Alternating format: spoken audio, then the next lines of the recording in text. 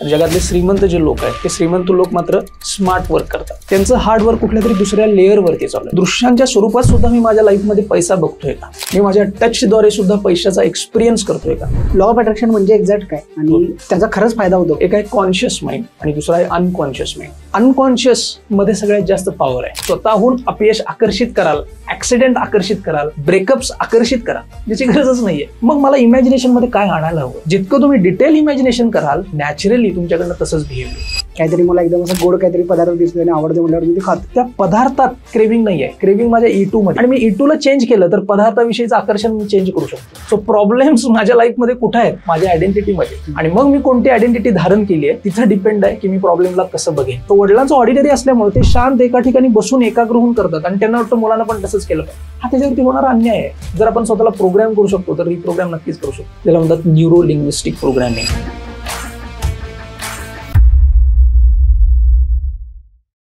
ज्यावेळी आपण एखाद्या प्रॉब्लेममध्ये असतो त्यावेळी बरेच लोक आपल्याला सांगतात की खचून जाऊ नकोस, पॉझिटिव्ह राहा. पॉझिटिव्ह राहायचं म्हणजे नेमकं काय करायचं, माइंडला पॉझिटिव्ह कसं करायचं, माइंडचं खरंच रिप्रोग्रामिंग करता येतं का. तर न्यूरो लिंग्विस्टिक प्रोग्रामच्या मदतीनं तुम्ही माइंडचं रिप्रोग्रामिंग करू शकता आणि आयुष्यात तुम्हाला जे पाहिजे ते मिळवू शकता.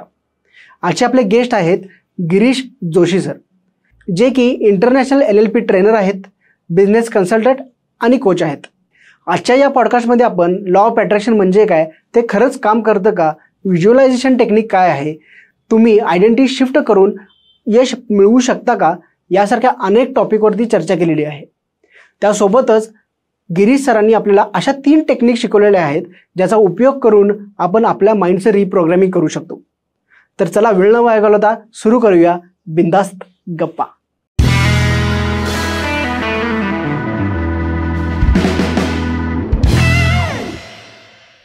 Welcome to the podcast sir. Thank you.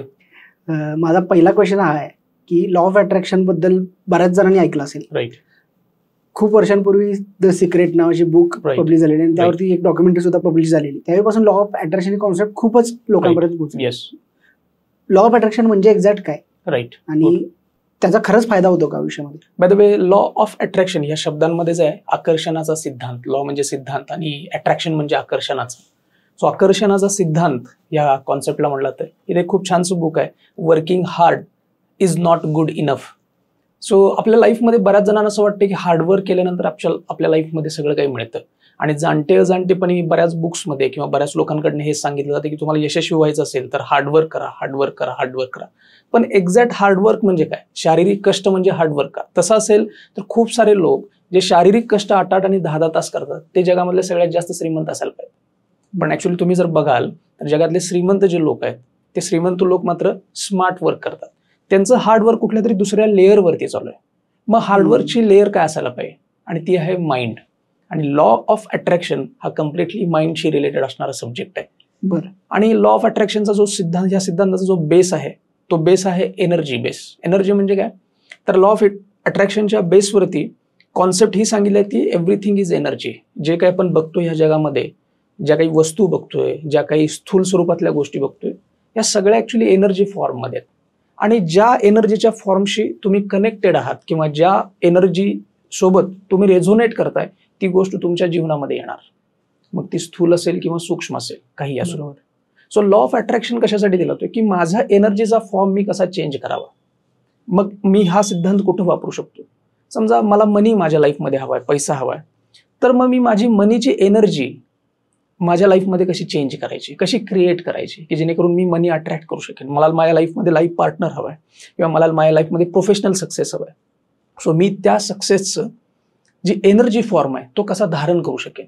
Law of attraction हे आपल्याला शिकवतो की आपण आपल्या आतमधली जी अवस्था आहे, चेतनेचा जो स्तर आहे तो कसा चेंज करायचा, व्हायब्रेशनल चेंज कसा होईल. बाय द वे, आपण ह्युमन बिईंग म्हणून स्वतःला बऱ्याचदा म्हणतो, पण ह्याचे स्तर जर आपण चेक करत गेलो तर पहिला स्तर आहे as a human being, next स्तर आहे आपला मेंटल बिईंग, तिसरा स्तर आहे आपला स्पिरिच्युअल बिईंग, आणि फोर्थ लेअर आहे तो एनर्जी बिईंग, व्हायब्रेशनल बिईंग. आणि व्हायब्रेशनच्या स्तरावर आपण जे आहोत त्या गोष्टी आपण ह्या जगामध्ये आकर्षित करतोय, ना की केवळ आपण काय बोलतोय किंवा आपण काय विचार करतोय. सो मी काय व्हायब्रेट करतोय, कोणत्या गोष्टीला व्हायब्रेट करतोय, त्या गोष्टी मी माझ्या आतमध्ये आतून रेझोनेट करेन आणि जगातून किंवा या विश्वातून तीच गोष्ट आकर्षित करेन. सो लॉ ऑफ अट्रॅक्शन याच्यावरती काम करतो की मी कसा माझा फॉर्म चेंज करायचा कॉन्शियसली, ज्यामुळे मला जे हवं आहे लाईफमध्ये ते मी प्राप्त करू शकेन. ओके, जर आपण ह्याला असं म्हणू शकतो का की सोप्या भाषेत ती पॉझिटिव्ह थिंकिंग सुद्धा येस, एक पार्ट होऊ शकतो का? त्याचा exactly law of yes, attraction. Positive thinking हा लॉ ऑफ अट्रॅक्शन मधला एक पार्ट आहे. लॉ ऑफ अट्रॅक्शन मध्ये केवळ पॉझिटिव्ह थिंकिंग नाही, तुम्ही ऍक्च्युली जे हवं आहे त्याचं स्पष्ट चित्र तुमच्या आतमध्ये किती बघितलेलं आहे. आपले जे पंचेंद्रिय, ज्यांना आपण ज्ञानेंद्रिय सुद्धा म्हणतो, या प्रत्येक इंद्रियामध्ये मी त्याचं मला जे हवं आहे त्याचं क्रिएशन किती वेगानं करू शकलोय, हे जे मी करू शकत असेल. आणि त्यातला एक फॉर्म आहे माझा थॉट. पण दृश्यांच्या स्वरूपात सुद्धा मी माझ्या लाईफमध्ये पैसा बघतोय का? मी आवाजाच्या स्तरावरती आवाजाच्या इंद्रियाद्वारे सुद्धा पैसा ऐकतोय का? मी माझ्या टचद्वारे सुद्धा पैशाचा एक्सपिरियन्स करतोय का? आणि ह्या पंचेंद्रियांद्वारे मी ज्यावेळी ती एनर्जी क्रिएट करतो त्यावेळी माझ्या आतमधला माझा फॉर्म चेंज होतो, व्हायब्रेशन चेंज होतात आणि ऑटोमॅटिकली त्या एनर्जीला रेझोनेट करणारी गोष्ट माझ्या लाईफमध्ये येते. याचाच अर्थ तो पैसा माझ्या लाईफमध्ये यायला सुरुवात होते. त्यामुळे थॉट हा त्यातला एक फॉर्म आहे. असे जे पंचेंद्रिय आहेत त्या सगळ्या पंचेंद्रियांवरती लॉ ऑफ अट्रॅक्शनचं काम होणं गरजेचं आहे. त्यातला थॉट एक पार्ट आहे. ओके, जसं तुम्ही आता 5 सेन्सेस म्हणालात, राईट. एक असं बऱ्याच जर सांगितलं जातं की तुम्हाला एखादी आवडती कार घ्यायची आहे, राईट. त्या कारचा पोस्टर तुम्ही तुमच्या ऑफिसच्या डेस्क समोर लावा, राईट. तुमच्या स्टडी टेबल समोर लावा, Right. तुमच्या बेडरूम मध्ये लावा, राईट. जेणेकरून सतत ती तुम्हाला दिसत राहील. बरोबर, राईट. आणि त्यामुळे तुम्हाला ती मिळेल. ऑब्व्हियसली त्यासाठी कष्ट करायला लागतील, बरोबर, पण एक माइंडला ते सारखं स्टिम्युलेट करत राहील. बरोबर, राईट. ते व्हिज्युअलायझेशन पण हा पार्ट आहे का लॉ ऑफ Right. अट्रॅक्शनचा, का Right. त्याचं काय वेगळं Right. गणित आहे? नाही, व्हिज्युअलायझेशन हा सुद्धा एक लॉ ऑफ अट्रॅक्शनचा पार्ट आहे. बरं. आणि बऱ्याचदा हे पोस्टर्स किंवा व्हिज्युअलाइज करायला का सांगितलं जातं, तर आपल्याला सगळ्यांना माहिती असेल की आपलं जे मन आहे त्या मनाची विभागणी 2 स्तरावरती केली गेली आहे. बाय द वे, सायकोलॉजीमध्ये किंवा आपण डीप सायन्स ज्यावेळी अंडरस्टँड करू, माइंड सायन्स, त्यामध्ये मनाचे स्तर वेगळे खूप दिले गेलेत. पण समजण्यासाठी आपण 2 स्तर करूयात. एक आहे कॉन्शियस माइंड आणि दुसरा आहे अनकॉन्शियस माइंड. जो कॉन्शियस माइंड आहे, जो पंचेंद्रियांद्वारे इन्फॉर्मेशन आतमध्ये घेतोय, पण आतला जो अनकॉन्शियस माइंड आहे, ह्या अनकॉन्शियस माइंडची प्रोसेस करण्याची पद्धती वेगवेगळी आहे. आणि ह्या पद्धतीमधली त्याचे जे रूल्स आहेत, जसे की आपण आपल्या घरामध्ये वेगवेगळ्या वस्तू असतात, त्या प्रत्येक वस्तू किंवा प्रत्येक इन्स्ट्रुमेंट, इक्विपमेंटची स्वतःची हाताळण्याची पद्धती वेगळी असते. जसं तुम्ही ऑफिसमधला प्रिंटर जसं हँडल करता तसं घरातला वॉशिंग मशीन नाही हँडल करत, कारण त्याची पद्धती वेगळी आहे. तसं कॉन्शियस माइंड ज्या पद्धतीनं काम करतो, अनकॉन्शियस तसं काम करत नाही. अनकॉन्शियसची स्वतःची पद्धती आहे, त्याचे काही रूल्स आहेत. आणि गेल्या काही वर्षांमध्ये हे रूल्स बाहेर आले. जसं तुम्ही बुक वाचलं असेल किंवा ऐकलं असेल, the power of subconscious mind नावाचं जोसेफ मर्फी यांचं एक बुक आहे. सो त्यांनी हे पहिल्यांदा, आणि त्याच्याही आधी खूपदा हे सांगितले गेले, बट ते बुक जगभरामध्ये खूप चांगलं प्रसिद्ध झालं. आणि त्या बुकमध्ये सबकॉन्शियसचे असे काही रूल आहे, जिथे मी आता अनकॉन्शियस त्याला म्हणतोय, त्या अनकॉन्शियसचे असे काही रूल आहेत का, जे रूल आपल्याला अंडरस्टँड करायला हवेत. त्यातला एक रूल आहे, आपल्या अनकॉन्शियसची भाषा आहे चित्रांची भाषा. जर आपल्या मनामध्ये एखादी गोष्ट किंवा शब्दांद्वारे आपण जे बोलतो, तर आपल्या मनाच्या स्तरावर, अंतरंगावर मध्ये त्याचे चित्र, व्हिज्युअलायझेशन क्रिएट होतात. बरोबर. जर आता मी तुम्हाला विचारलं की डोळे बंद करून तुमची शाळा आठवा, तर तुम्हाला शाळा हा शब्द आठवणार नाही, तुम्हाला शाळा पूर्ण आठवेल. सो ते पिक्चर्स आठवतात. म्हणजे काय, अनकॉन्शियस कुठलीही इन्फॉर्मेशन आतमध्ये जे स्टोअर करतो ती चित्रांद्वारे स्टोअर करतो, आणि ज्यावेळी ती बाहेर रिकॉल करतो ती चित्रांद्वारेच करतो. मग अनकॉन्शियस मध्ये सगळ्यात जास्त पॉवर आहे कॉन्शियस पेक्षा. आणि जे काही आपल्या लाईफमध्ये क्रिएशन्स होतात, इमोशनल क्रिएशन, एक्सपिरियन्स होतात, ते अनकॉन्शियस कडून होतात. सो मला जर जी गोष्ट हवी आहे त्याचा एक्सपिरियन्स मला जर क्रिएट करायचा असेल, तर बेसिकली मला माझ्या आतमध्ये माझ्या अनकॉन्शियस माइंड बरोबर कम्युनिकेट करायला हवं. आणि ते कम्युनिकेशनचा त्याची भाषा आहे चित्रांची भाषा. आणि म्हणून मॅक्झिमम वेळा सांगितलं जातं की चित्रांद्वारे तुम्ही किंवा व्हिडिओद्वारे तुम्ही स्वतःला दाखवा की कुठली लाईफ तुम्हाला जगायची आहे, की जेणेकरून तुमच्या अंतरंगात, तुमच्या अंतर्मनाला ते समजेल आणि तो त्या वेगानं स्वतःला अडॉप्ट करायला सुरुवात करेल. सो ह्या त्यामागचा उद्देश आहे. आणि व्हिज्युअलायझेशन एक खूप डीपर टेक्निक आहे, ज्या टेक्निकद्वारे आपण आपल्या अंतर्मनाला कम्प्लिटली रिप्रोग्राम करू शकतो. आणि आपण आपल्या तर्काच्या लेवलवरती, कॉन्शियस लेवलवरून कम्प्लिटली चेंज होऊन आपण एका इमॅजिनरी स्तराला कनेक्ट करतो आणि तिथून आपलं वर्ल्ड क्रिएट करतो. आणि जे अंतर्मनात आपण देतो त्यालाच आपण कंटिन्युअसली प्रतिसाद द्यायला लागतो. आणि त्याचा परिणाम आहे की एक्सटर्नल लाईफ सुद्धा तशा पद्धतीने घडायला लागतं. याच्यामध्ये कित्येक असे लोक आहेत जे रेग्युलर व्हिज्युअलाइज करतात. मी स्वतः व्हिज्युअलायझेशन खूप सारे बेनिफिट्स एक्सपिरियन्स केलेले आहेत. आणि व्हिज्युअलायझेशन एक पॉवरफुल टेक्निक आहे जी प्रत्येकानं करायला हवी. आणि माझं असं पर्सनल मत आहे की प्रत्येक स्कूल आणि कॉलेजमध्ये व्हिज्युअलायझेशन शिकवण्याची प्रोसेस, पद्धती, सब्जेक्ट असायला हवा, ओके, की जेणेकरून लोक त्यांच्या लाईफमध्ये जे हवं आहे ते आकर्षित करू शकतील. बरोबर आहे. येस. मग याबरोबर अजून एक कॉन्सेप्ट म्हणजे की पॉझिटिव्ह अफर्मेशन्स असतात, बेड टाईम अफर्मेशन्स असतात, म्हणजे हे पण त्याचाच पार्ट आहे का? Yes, right. जसं मी मगाशी म्हणलं की पंच इंद्रिय आहेत, तशा आपल्या पंचेंद्रियांपैकी वेगवेगळी पंचेंद्रियांच्या द्वारे आपली इन्फॉर्मेशन आतमध्ये जाते, राईट. त्यातली एक व्हिज्युअल इन्फॉर्मेशन मी इमॅजिनेशनद्वारे दाखवली, पण ऑडिटरी इन्फॉर्मेशन जी आहे ती अफर्मेशनद्वारे मी स्वतःपर्यंत पोहोचवतोय. सो जसं की मला पैसा लाईफमध्ये हवाय, मला श्रीमंती हवी आहे, मला वेल्थ हवी आहे, प्रॉस्पेरिटी हवी आहे. मी प्रॉस्पेरिटीसाठी समोर चित्र माझ्या अंतर्मनाला दाखवलंय, चित्र दिसतंय, पण मी शब्दांद्वारे सुद्धा माझ्या अंतर्मनाला रिप्रोग्राम करायला लागलोय की I am wealthy, I am prosper. So prosperity मी अट्रॅक्ट करायला लागलोय, वेल्दी आहे मी, richer and richer every day व्हायला लागलोय. सो हे ज्यावेळी मी बोलतो त्यावेळी सुद्धा मी माझ्या अंतर्मनाला रिप्रोग्राम करायला लागलोय. ऑडिटरी किंवा शब्दांच्या आवाजाच्या द्वारे मी माझ्या अंतर्मनाला रिप्रोग्राम करायला लागलोय. त्यामुळे अफर्मेशन सुद्धा त्याचाच एक पार्ट आहे आणि त्या अफर्मेशनचा पण आपल्या लाईफमध्ये मग पॉवरफुल रिझल्ट आपल्या लाईफमध्ये यायला लागतो. येस. आता तुम्ही जे सगळं बोलत आहात त्याच्यावरून एक समजतंय की आपल्याला जे काही अचीव्ह करायचं आहे त्यासाठी ऑब्व्हियसली आपल्याला ऍक्शन करायला लागतील, राईट. पण ते ऍक्शन करण्यासाठी एक मोटिवेशन लागते किंवा माइंडसेट लागतो, राईट. ते माइंडसेट क्रिएट करायचं काम आपण माइंडला रिप्रोग्रामिंग करून करू शकतो. राईट. रिप्रोग्रामिंग हा शब्द तुमच्या वारंवार यायला लागला, मग माइंडला प्रोग्रामिंग खरंच करता येऊ शकतं का? कारण की ते काही मशीन नाही आहे, जसं की आपण एखादा कोड लिहिला आणि कारण की त्याला भावना पूर्ण फिलिंग्स वरती अवलंबून आहे. काहीतरी मला एकदम असं गोड काहीतरी पदार्थ दिसतोय आणि आवडते म्हटल्यावर मी ते खातो, राईट. माझ्या हेल्थचा मी तेवढा इमिजिएट विचार केला जात नाही, मग ह्याला काय रिप्रोग्राम करू शकतो का? राईट. सो पहिला प्रश्न खूप चांगला प्रश्न आहे की माइंडला रिप्रोग्राम करता येतं का आणि करायला हवं का? तर 100% करता येतं. माइंडचं प्रोग्रामिंग म्हणजे काय की जनरली सायकोलॉजीमध्ये सांगितलं जातं की 0 to 7 एज जे आहे हे प्रोग्रामिंग एज आहे. ह्या एजमध्ये जे काही त्या लहान मुलाच्या सोबत जे घडतंय त्या घडण्यामध्ये त्याच्या आतमध्ये प्रत्येक घटना आणि गोष्टींना प्रतिसाद कसा द्यायचा ह्याची एक सिस्टम आतमध्ये बिल्ड होती. याला मी तुम्हाला मनाचे स्टेजेस सांगतो, मनाचे काम करण्याचे 4 स्टेजेस. सो मनाचा पहिला जो हिस्सा आहे तो आहे नोईंग माइंड. नोईंग माइंड म्हणजे काय, तर आपल्या अवतीभोवती जे चाललंय त्याला जाणणं, हे जाणणारं मन आहे.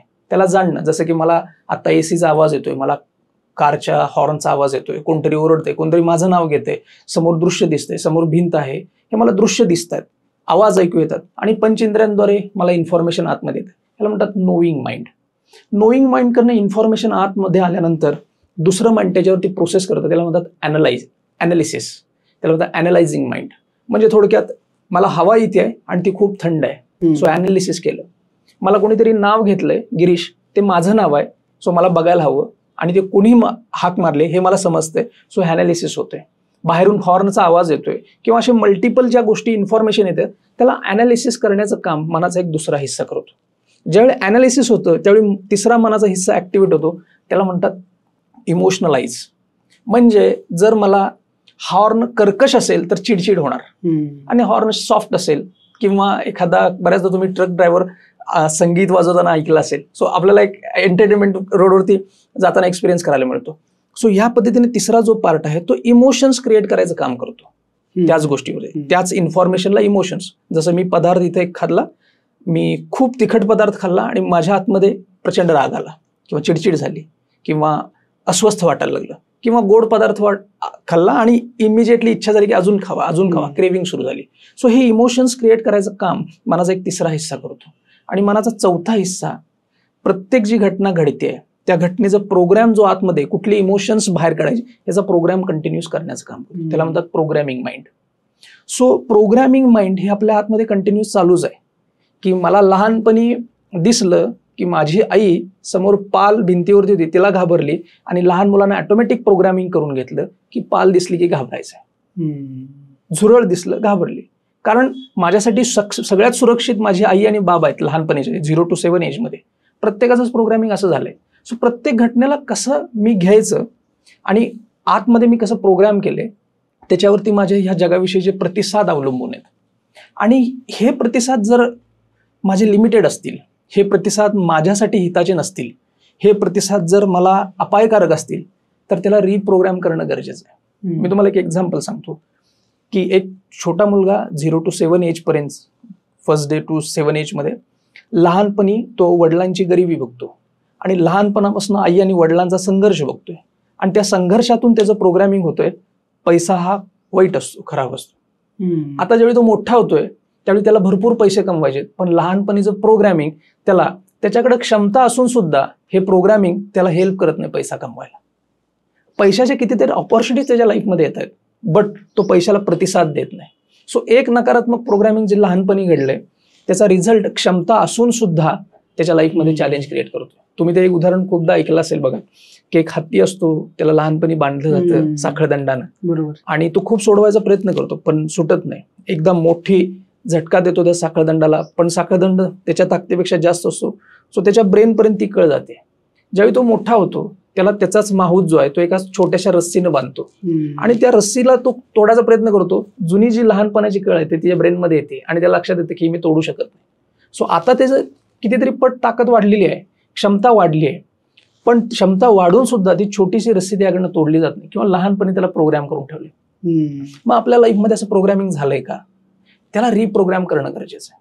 सो मग माझ्या लाईफमध्ये कुठं कुठं मी चॅलेंजेस बघतोय, नात्यांमध्ये बघत असेल, फायनान्समध्ये बघत असेल, हेल्थमध्ये बघत असेल, प्रोफेशनमध्ये बघत असेल, पर्टिक्युलर वेगळ्या एरियामध्ये एक्सपिरियन्स करत असेल. काही लोकांना खूप चिडचिड होते, छोट्या छोट्या गोष्टीमध्ये गिल्ट असतो, शेम असतो, जुन्या कितीतरी गोष्टी मी विसरू शकलेलो नाही ज्या आधी घडलेल्या आहेत, अन्याय झालेला असतो, काही ट्रॉमा झालेला असतात लोकांच्या लाईफमध्ये, त्याला विसरू शकत नाही.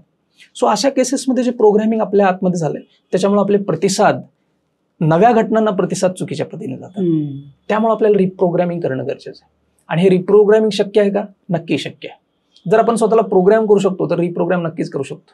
सो कॉम्प्युटर सारखं आपण त्याचा प्रोग्राम चेंज करू शकतो हवा तसा आणि स्वतःला डेव्हलप करू शकतो. गेल्या काही वर्षांमध्ये 30-35 वर्षापेक्षा जास्त 40 वर्षांमध्ये खूप सारे टूल टेक्निक्स आले, जे टूल्स टेक्निक्स आपल्याला हे शिकवतात की आपण स्वतःला रिप्रोग्राम कसं करायचं, आपल्या अनकॉन्शियस माइंडला कसं कम्युनिकेट करायचं, नवा प्रोग्राम कसा एस्टॅब्लिश करायचा आणि त्याद्वारे आपले नवे प्रतिसाद, नवं बिहेवियर कसं जनरेट करायचं, हे सगळं शिकवलं जातं.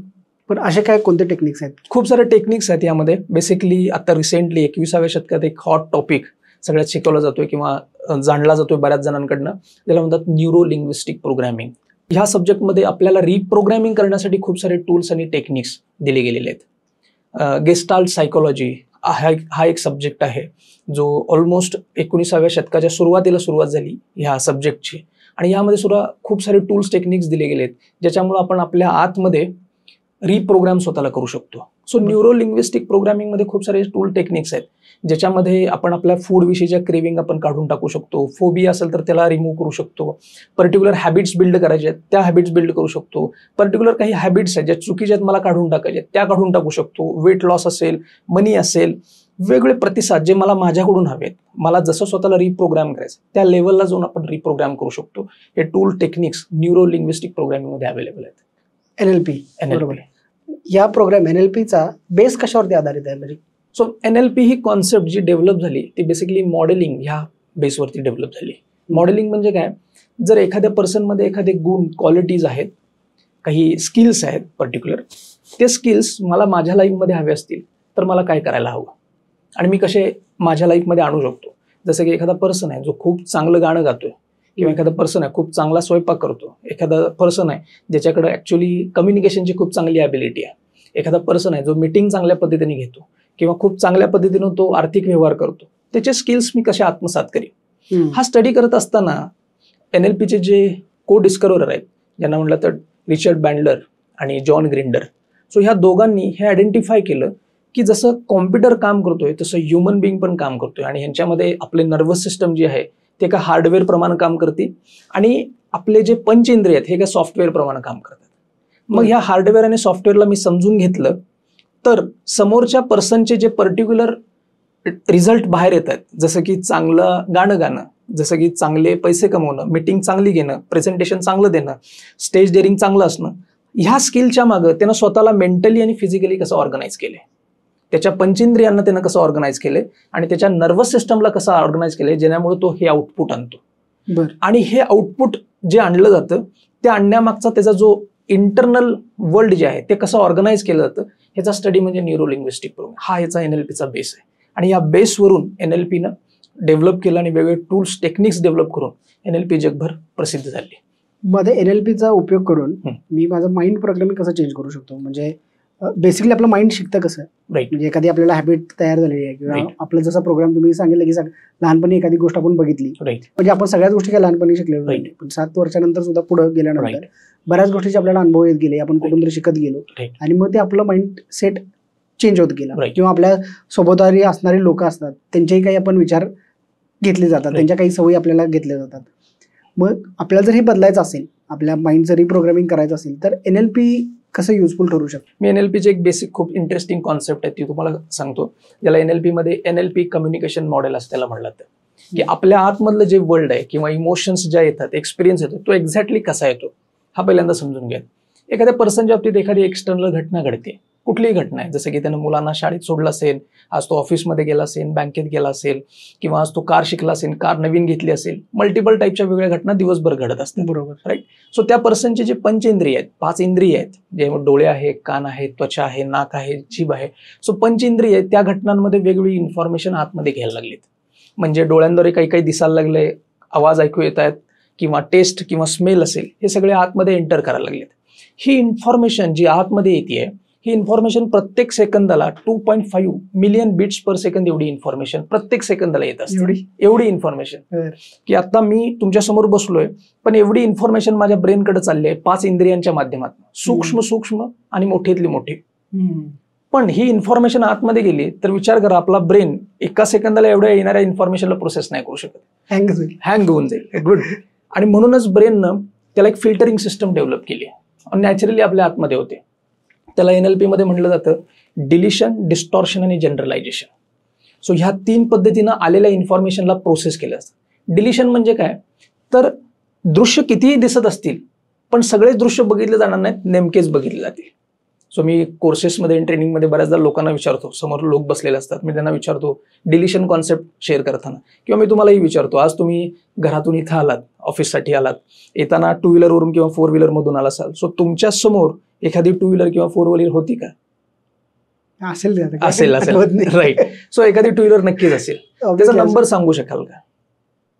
नाही सांगू शकत. याचा अर्थ त्याला नंबर नव्हता असं नव्हतं, त्याला नंबर होता. म्हणजे माइंड ऍक्च्युली ती गोष्ट डिलीट केली. सो याला म्हणतात डिलिशन. सो अशी कितीतरी व्हिज्युअल इन्फॉर्मेशन डिलीट होते, कितीतरी ऑडिटरी इन्फॉर्मेशन ब्रेन डिलीट करून टाकतो, कितीतरी टेस्ट स्मेलची इन्फॉर्मेशन डिलीट करू.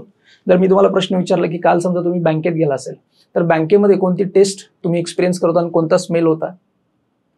सो आता आठवत नाहीये, पण नव्हता असं नव्हता, तिथे काहीतरी टेस्ट असेल आणि स्मेल सुद्धा असेल, पण ब्रेनकडे आज ती इन्फॉर्मेशन नाहीये. सो ब्रेन आलेल्या information 2.5 million bits per second एवढ्या इन्फॉर्मेशन मधून ही इन्फॉर्मेशन डिलीट, डिस्टॉर्ट आणि जनरलाइज करतो.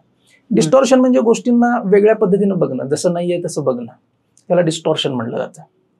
खेळण्यामधल्या काही पाल, काही आपण एखाद्याला घाबरवण्यासाठी टेबलवर तो बघतो, प्रँक करण्यासाठी ठेवतो, बघितल्या तो एकदम घाबरतो. बाय द वे त्याचं डिस्टॉर्शन होतं की पाल आहे, असतं ते ऍक्च्युली खेळणंच, पण त्याला ती डिस्टॉर्शन होतं. किंवा मृगजळ असतं, आपण रोडवरती बघतो मृगजळ, ते एक डिस्टॉर्शन आहे. पाणी नाहीये पण मला वाटतं पाणी आहे. सो हे डिस्टॉर्शन क्रिएट होतं आतमध्ये, त्याला म्हणतात डिस्टॉर्शन. त्याच्यामुळं इन्फॉर्मेशन, खरी इन्फॉर्मेशन आतमध्ये जात नाही, मन त्याला लेयर्स लावतं. आणि तिसरा पार्ट आहे जनरलाइज करणं. सो ह्या 3 लेअरच्या माध्यमातून इन्फॉर्मेशन आतमध्ये येते आणि 134 बीट्स पर सेकंद एवढी इन्फॉर्मेशन ब्रेनमध्ये ऍक्च्युली पोहोचते. म्हणजे एवढी घटना आहे, त्यातली एवढीच घटना ऍक्च्युली आतमध्ये पोहोचली. बरोबर. आणि आपले इमोशन येतात ते ह्या एवढ्याच 134 बीट्स मधून येतात. म्हणजे ऍक्च्युली इव्हेंट 1 जो घडलाय त्याचा ब्रेननं इव्हेंट 2 इथं घडवलाय, आणि इव्हेंट 2 घडलाय त्याच्यानुसार इमोशन यायला लागले. मग माझ्या लाईफमध्ये मनी विषयी किंवा ज्या काही घटना घडतात त्याच्याविषयी जी इमोशन मला इथे आहे, ती इमोशन इव्हेंट 1 मुळे येत नाही, तर इव्हेंट 2 मुळे यायला लागली, जी माझ्या ब्रेननं घडवलेली आहे. कारण इव्हेंट 1 मध्ये कितीतरी इन्फॉर्मेशन आहे, पण माझा ब्रेन त्याला घेत नाहीये. त्यातली ठराविक इन्फॉर्मेशन आणि इमोशन क्रिएट करायला लागलाय, आणि ती जी इमोशन क्रिएट करायला लागलाय त्याला जबाबदार इव्हेंट 2 आहे. पण प्रश्न असा आहे की हा इव्हेंट 2 कुणी क्रिएट केला? तुम्हीच केलाय, आपल्या मनानं क्रिएट केलाय. मग हा इव्हेंट 2 जर आपल्या मनाचं क्रिएशन असेल तर मी इथं काही क्रिएट करू शकतो ना. बरोबर. सो मला हवी ती रियालिटी, मला जो एक्सपिरियन्स करायचा आहे, इमोशनल एक्सपिरियन्स, ती मी रियालिटी इथं कशी क्रिएट करेन, इव्हेंट 2 कसा क्रिएट करेन, की जेणेकरून माझी इमोशनल स्टेट माझ्या हातात असेल. आणि NLP असेच टूल आणि टेक्निक्स देतात की एक पर्सन आहे, 10-20 लोक एकाच समजा रूम मध्ये बसलेत आणि अचानक तिथे एखादा साप आला, तर सगळेच लोक एकाच वेळी प्रतिसाद सेम देत नाही. काही लोक ऍक्च्युली प्रचंड घाबरतील, काही लोकांना फोबिया होईल, काही लोक खुर्चीवरती चढून बसतील, काही लोक मारायला जातील, काही लोक म्हणतील मारू नका, त्याला ऍक्च्युली केअर घेतील. मग त्या 20 लोकांची एकाच घटनेमध्ये प्रतिसाद वेगवेगळा काय?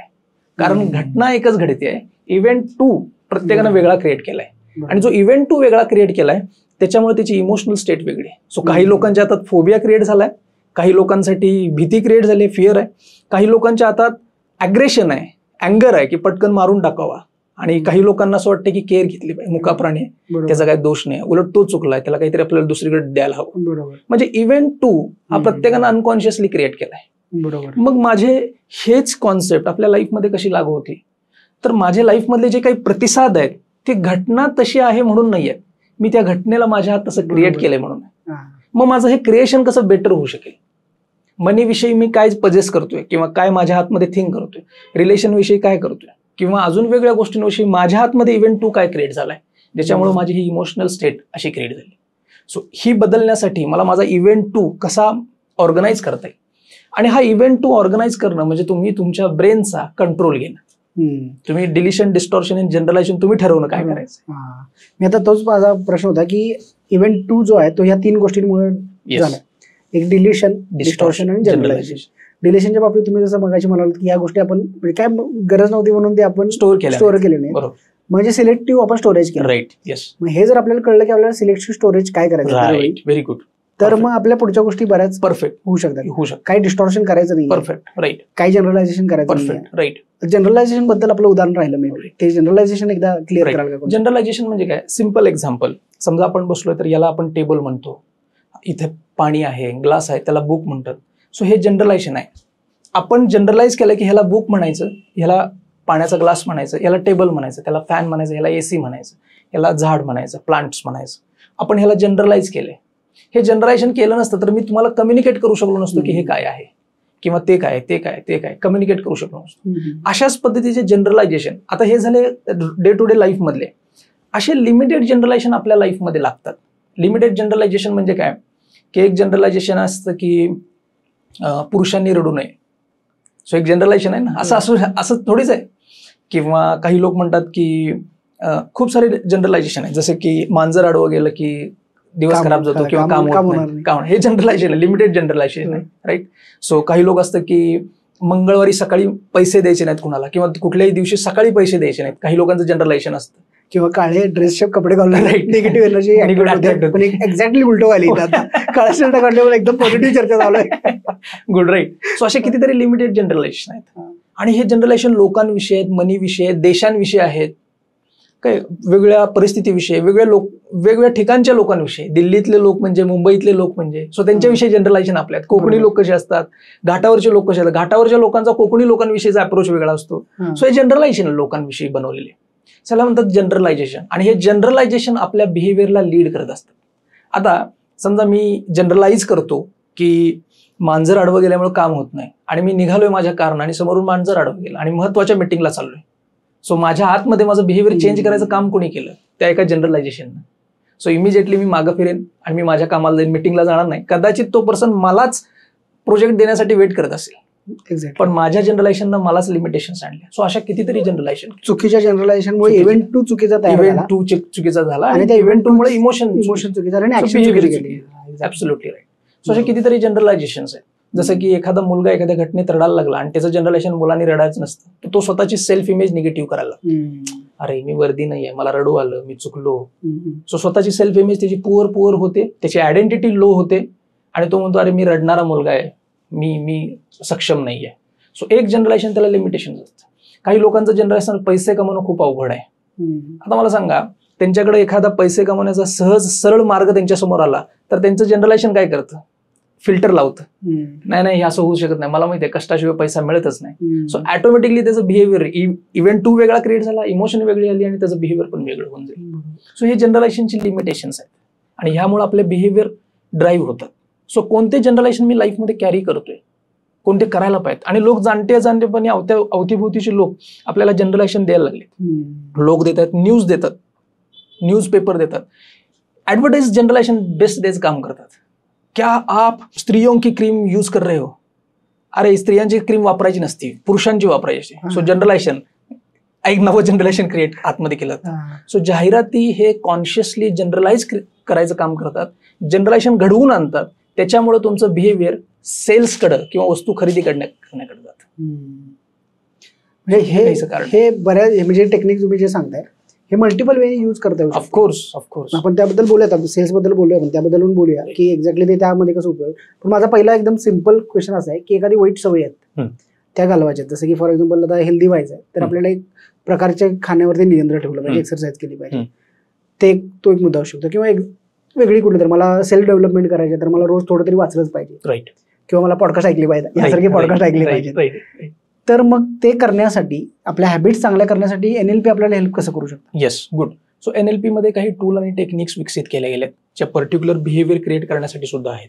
जसं की मला एखादं फूड खूप आवडतं आणि मला माहिती आहे हेल्थसाठी चांगलं नाही. सो काही लोकांना असतं ना शुगर फूड खूप खायची क्रेविंग असते आतमध्ये, आणि त्यांना माहिती आहे हे लिमिटेशन, चहाची असेल, कॉफीची असेल, किंवा पर्टिक्युलर एखादा पदार्थ असेल की क्रेविंग होतं आतमध्ये, आणि त्याला माहिती आहे हेल्थसाठी हे चांगलं नाही, पण भरपूर खाणं होतं, मसालेदार पदार्थ खूप खाणं होतं, काहींचं व्हेज नॉनव्हेज खूप जास्त खाणं होतं. सो ह्या बिहेवियरला त्यांना चेंज करायचं असेल तर NLP हेल्प करतं. आजपर्यंत आपण हे करण्यासाठी विल पॉवर वापरतो, नाही मी ठरवलंय आता मी करणारच नाही, पण सडनली कोणतरी मित्र होतो, अरे कर रे, सो आपली सगळी विल निघून जाते आपल्या आतमधला. की कुठल्याही पदार्थाचा एक्सपिरियन्स माझ्या हातमध्ये कुणी क्रिएट केलाय. मी मगाशी जे एक्झाम्पल सांगितलं तो NLPचा जो बेस आहे, त्या पदार्थात क्रेविंग नाही आहे, क्रेविंग माझ्या E2 मध्ये, आणि मी E2 ला चेंज केलं तर पदार्थाविषयीचं आकर्षण मी चेंज करू शकतो. एक्झॅक्टली. सो मला पदार्थ चेंज करायची नाहीये, किती दिवस मी लपणार आहे त्या पदार्थापासून, कोण ना कोणतरी तो पदार्थ आणून देईल. पण पदार्थ आलाय आणि माझ्या हातमध्ये इच्छा उठलेली नाहीये, हे होऊ शकतं का? तर NLP ते करतं. NLP इव्हेंट 2 ला म्हणजे तुमच्या ब्रेनमध्ये त्या पदार्थाविषयीचे जे काही इमोशन क्रिएट झालेत त्याला चेंज करायचं काम करतं. त्याच्यामुळे पदार्थ असेल किंवा व्यक्ती असेल किंवा कुठलेही लोक असेल त्यांच्याविषयीच्या भावना तुमच्या आतमध्ये चेंज होऊ शकतात. कित्येक निगेटिव्ह इव्हेंट्स आहेत त्यांना चेंज केलं जाऊ शकतं. तुम्ही एक चांगला प्रश्न विचारला ज्याला आहे हॅबिट्स. सर नव्या हॅबिट्स मला फॉर्म करायचे, जुन्या हॅबिट्स काढायचे. सो ह्याचं पण मुख्य कारण आहे, मला जर आत्ताच्या घडीला चुकीच्या हॅबिट्स असतील तर त्याचंही कारण मी माझ्या हातमध्ये क्रिएट केलेला इव्हेंट 2 आहे. मी स्वतःला प्रोग्राम केले की मी घरी आलो संध्याकाळी ऑफिसमधून की बॅग ठेवतो, फ्रेश होतो आणि रिलॅक्स बसतो आणि मोबाईलमध्ये पहिल्यांदा स्क्रोलिंग करायला सुरुवात करतो, रील्स बघतो, फेसबुक जातो, व्हॉट्सअप जातो, युट्यूब बघतो, आणि सडनली माझ्या लक्षात येतं किती वेळ गेला मला लक्षातच नाही. आणि मग 2-3 तासानंतर गिल्ट यायला लागतो, अरे, आणि वर्षानुवर्ष हेच करतोय, महिने करतोय, आणि मला हे बदलायचं आहे. मला घरी गेल्यानंतर मला फॅमिलीला वेळ द्यायचा आहे, मला पुस्तक वाचायचं आहे, मला ध्यान करायचं आहे, मला लिखित मनन करायचं आहे. असं करायचं पण माझ्याकडनं होतच नाही. सो असं का होतंय? कारण जो पहिला पार्ट आपला डिस्कस झाला होता प्रोग्राम, मी स्वतःला प्रोग्राम केले अजाणतेपणी माझ्या पंचेंद्रियांद्वारे की मी घरी गेल्यानंतर अमुक गोष्टी झाल्यानंतर काय करायचं, आणि हा अनकॉन्शियस प्रोग्राम झालाय. सो NLP काय करतं, जो प्रोग्राम तुमचा आतमध्ये ऑलरेडी झालाय तो प्रोग्राम काढून टाकतं आणि नवा जो प्रोग्राम तुम्हाला करायचा त्याला इन्स्टॉल करतं. सो ज्यावेळी तुम्ही नव्या प्रोग्रामला इन्स्टॉल करता आणि पुन्हा एकदा ऑफिसमधनं घरी येता, तो नवा प्रोग्राम आतमधला वर्क करायला सांगतो. की तुम्ही घरी आलायत, फ्रेश झालायत, कोचवरती बसलायत, आणि सडनली तुम्हाला थॉट ध्यानाचा आला आणि तुम्ही बेडरूमकडे गेलात किंवा तुमच्या ध्यानाच्या रूमकडे गेलात आणि ध्यान केलं. सो पूर्वी होता तो स्क्रोलिंग करण्याचा, मोबाईल हाताळण्याचा, फेसबुक बघण्याचा, इंस्टाग्राम बघण्याचा, पण तोच बिहेवियर चेंज झालं. आता तुम्हाला ध्यानाला, लिखित मनाला किंवा फॅमिलीला वेळ देण्यासाठी लीड करायला लागलाय, आणि हे होतंय तुमच्या आतमध्ये. सो माझ्या आतमधलं जे वर्ल्ड मी ऑर्गनाईज केलंय, माझा प्रतिसाद नेहमी त्यालाच असतो. सो आपल्या सगळ्यांचे प्रतिसाद त्या आतमधल्या ऑर्गनाईज केलेल्या वर्ल्डला आहेत ना की एक्सटर्नल वर्ल्डला. मला वाटतं की मी एक्सटर्नल वर्ल्डला प्रतिसाद द्यायला लागलो, पण मी वास्तविक एक्सटर्नल वर्ल्डची जी छाप माझ्या आतमध्ये आहे, जे मी मॅप तयार केलाय त्या मॅपला मी रिस्पॉन्ड करायला लागलो. हा मॅप इनरिच करणं गरजेचं आहे. बरोबर. ज्या चुकीच्या हॅबिट्स मी कॅरी करतोय त्यांना चेंज करायला पाहिजे. सो हे टूल टेक्निकद्वारे केलं जातं. काही लोकांच्या लाईफमध्ये सडनली सुद्धा हॅबिट्स चेंज होतात. मी तुम्हाला एक एक्झाम्पल सांगतो जे मी माझ्या ट्रेनरकडनं ऐकलं होतं. मी प्रत्येक सेशन्समध्ये एक्झाम्पल देतो की एक यंग मुलगा आहे, त्याचं लग्न झालं 28-29 एजमध्ये, आणि त्या मुलाला सिगरेटची खूप हॅबिट होती. सो त्याला माहिती होतं की सिगरेट आपल्याला अपायकारक आहे. लग्न झाल्यानंतर सुद्धा कंटिन्यू आलं, आणि त्याला आतमध्ये कंटिन्युअसली तो थॉट यायला लागला की मला सोडायचे, मला तेच होत नव्हतं. आणि सडनली वन डे त्याचं लग्न झालं. लग्नानंतर काही वर्षानंतर तो फादर झाला. जसा त्याला समजलं की तो फादर झालाय, त्याची सिगरेट ऑटोमॅटिक सुटली. सो असं का झालं? याला म्हणतात NLP मध्ये आयडेंटिटी शिफ्ट. की एका वेळी मी एक मुलगा आहे, एक यंग मुलगा आहे, इथंपर्यंत आयडेंटिटी होती. आता त्याची आयडेंटिटी काय झाली? मी फादर आहे. सो मी फादर आहे म्हणल्यानंतर मला कोणतरी कॉपी करायला लागलंय आणि मला त्याच बिहेवियर असायला पाहिजे जे बिहेवियर त्याच्यामध्ये बेस्ट असतील. सो सडनली त्याच्यामधनं आता हे तर कुठले टूल्स टेक्निक्स वापरले नाहीत. सो हे वेगळं टूल आहे ज्याच्यामध्ये तुम्ही तुमच्या आयडेंटिटी लेवलला जर शिफ्ट आणलात तर तुमच्या बिहेवियर लेवलला पण चेंज येऊ शकतो. ओके. सो मी बऱ्याचदा सेशन्समध्ये हे करायला सांगतो की समजा तुमचा एखादा प्रॉब्लेम आहे, ज्याला थिंक करा की कुठलाही प्रॉब्लेम आहे, राईट. सो तो प्रॉब्लेम बघा, आठवात, त्याची इंटेन्सिटी आठवात 1 to 10 स्केलवरती. सो लोक आठवतात 8-9 स्केलवरती असते. आता तोच प्रॉब्लेम तुमच्या आईच्या नजरेतनं बघा. सो काही वेळानंतर तोच प्रॉब्लेम तुम्ही तुमच्या वडिलांच्या, तोच प्रॉब्लेम तुम्ही तुमच्या मित्रांच्या, तोच प्रॉब्लेम तुम्ही तुमच्या गुरूंच्या नजरेतनं बघा आणि तोच प्रॉब्लेम ईश्वराच्या नजरेतनं बघा. आणि मग नंतर डोळे उघडून लोकांना विचारतो की इंटेन्सिटी काय होती, तर ते सांगतात की आईच्या नजरेमध्ये इंटेन्सिटी जास्त होती की माझ्या मुलाची काळजी, वडिलांच्या नजरेमध्ये थोडी कमी झाली होती, मित्रामध्ये केअरिंग होती, अरे जा रे लेट गो कर, सोडून दे म्हणणार होता, गुरूंच्या नजरेमध्ये तर शिकायला काहीतरी पाहिजे, शिक म्हणणार होती, ईश्वराच्या नजरेत तर त्या प्रॉब्लेमचं अस्तित्वच नव्हतं. म्हणजे काय, माझी आयडेंटिटी माझे प्रॉब्लेम्स कॅरी करायला लागली आणि मग मी आयडेंटिटी शिफ्ट आणला तर माझे कुठलेही प्रॉब्लेम डिझॉल्व्ह करण्याची ॲबिलिटी माझ्यामध्ये आहे. सो प्रॉब्लेम्स माझ्या लाईफमध्ये कुठे आहेत? माझ्या आयडेंटिटीमध्ये. आणि मग मी कोणती आयडेंटिटी धारण केली आहे तिथं डिपेंड आहे की मी प्रॉब्लेमला कसं बघेन. जर मी आयडेंटिटी शिफ्ट केली, प्रॉब्लेमही शिफ्ट होतात. आणि मग आयडेंटिटी शिफ्ट कशी करायची? सो यालाच NLP शिकल्यानंतर आपल्याला ते आयडेंटिटी शिफ्ट सुद्धा शिकण्यामध्ये हेल्प होते. मी कॉन्शियसली आयडेंटिटी शिफ्ट करू शकतो. कॉन्शियसली करू शकतो, कॉन्शियसली करू शकतो. मी एक पुस्तक वाचलेलं, ॲटॉमिक हॅबिट, मोस्टली तुम्हाला माहिती असेल. त्यामध्ये सांगितलं एखादी हॅबिट तुम्हाला फॉर्म होते ती रिपिटेशनमुळे होते. ऑफकोर्स. म्हणजे एकदा मी एखादी गोष्ट केली की ती इमिजिएटली होणार नाही, त्याला रिपीट करत जायला. बरोबर. किंवा जसं तुम्ही आता मगाशी उदाहरण देत होता तर तुम्ही बोललात की मी ऑफिसमध्ये येतो, ते सगळं रेग्युलर जे काही शेड्यूल आहे ते करतो, पण एखादी तुम्हाला नवीन हॅबिट फॉर्म करायची असेल तर तुम्ही हॅबिट स्टॅकिंग करू शकता. बरोबर. म्हणजे सकाळी उठल्यानंतर ऑटोमॅटिक आपण ब्रश करतो, मांघोळ करतो, मग फ्रेश होतो आणि आपण ऑफिसला निघतो. बरोबर. एखादा तुम्हाला आता एक्सरसाइज करायची आहे, आंघोळ करायच्या आधी ब्रश केल्यानंतर 10 डिप्स मारणार, बरोबर, मगच मी आंघोळ करणार. अशा हॅबिट स्टॅक करू शकतो. अदरवाईज रात्री जेवण झाल्यानंतर मी 10 मिनिटं चालणारच, बरोबर, किंवा 100 पावलं चालणार आणि मगच मी झोपणार. बरोबर. हे हॅबिट स्टॅकिंग जर केलं तर नवीन हॅबिट्स फॉर्म होऊ शकतात. प्लस त्याचं रिपिटेशन करायचं. सो कुठलीही हॅबिट फॉर्म होण्याच्या 2 पद्धती आहेत सबकॉन्शियसला रिप्रोग्राम करण्याच्या. एक पद्धती आहे रिपिटेशन, जे आता तुम्ही सांगितलं, ती एखादी गोष्ट वारंवार करत अनकॉन्शियसला रिपीट झाली. सो कधी कधी आपण ब्रश करणं रिपीट केलंय, सो आता कॉन्शियसली करावं लागत नाही. सो नॅचरली ऍक्च्युली होतं. बरोबर. केस विंचरणं असेल, शर्ट घालणं असेल, हे नॅचरली होऊन जातं आपल्याकडनं, सबकॉन्शियसली होऊन जातं. आणि दुसरा प्रकार आहे तो आहे जर तुम्ही अतिशय इमोशनल झालात, मग तो आनंदानं असेल किंवा दुःखानं असेल, त्या केसेसमध्ये तुमच्या खूप वेगानं हॅबिट्स चेंज होतात. जसं की एखादा पर्सन आहे ज्याच्या लाईफमध्ये ब्रेकअप झाला, तर तो मुलगा इतका इमोशनल डीप दुःखी आहे की सडनली त्याच्या हॅबिट्स चेंज होतात. सो त्यानं कुठलं रिपिटेशन केलेलं नाहीये. म्हणजे काय, तुम्ही खूप इमोशनल झालात ज्याच्यामध्ये आनंद नसेल किंवा दुःख नसेल, त्या केसमध्ये सुद्धा फॉर्म चेंज होतो. जसं एखादा मुलगा आहे जो एखाद्या मुलीच्या प्रेमात पडलाय, त्या मुलाचे सुद्धा हॅबिट चेंज होतात. त्यानं कुठले रिपिटेशन्स केले, पण तो आनंदाच्या एका वेगळ्या स्तरावर आहे, सो नॅचरली हॅबिट चेंज झाल्या. तो दुःखाच्या एका वेगळ्या स्तरावर होते, त्याच्याही नॅचरल चेंज झाल्या. आणि एक आहे जो रिपिटेशनमुळे करायला लागलाय. बरोबर. सो ह्या रिप्रोग्राम करण्याच्या वेगळ्या पद्धती आहेत. माझ्यासाठी सुटेबल कुठली आहे, कुठलं टेक्निक टूल मी वापरू शकतो, मला टाइम किती आहे, ह्या वेळेनुसार आपण आपली टूल टेक्निक क्रिएट करू शकतो. आता हे एकदम आनंद, एकदम दुःख आपण कॉन्शियसली क्रिएट नाही करू शकत. पण NLP मध्ये टूल टेक्निक्स आहेत, ज्या टेक्निक्सद्वारे तुम्ही तुमच्या माइंडला इझिली रिप्रोग्राम करता आणि तुमच्या हॅबिट चेंज करू शकता.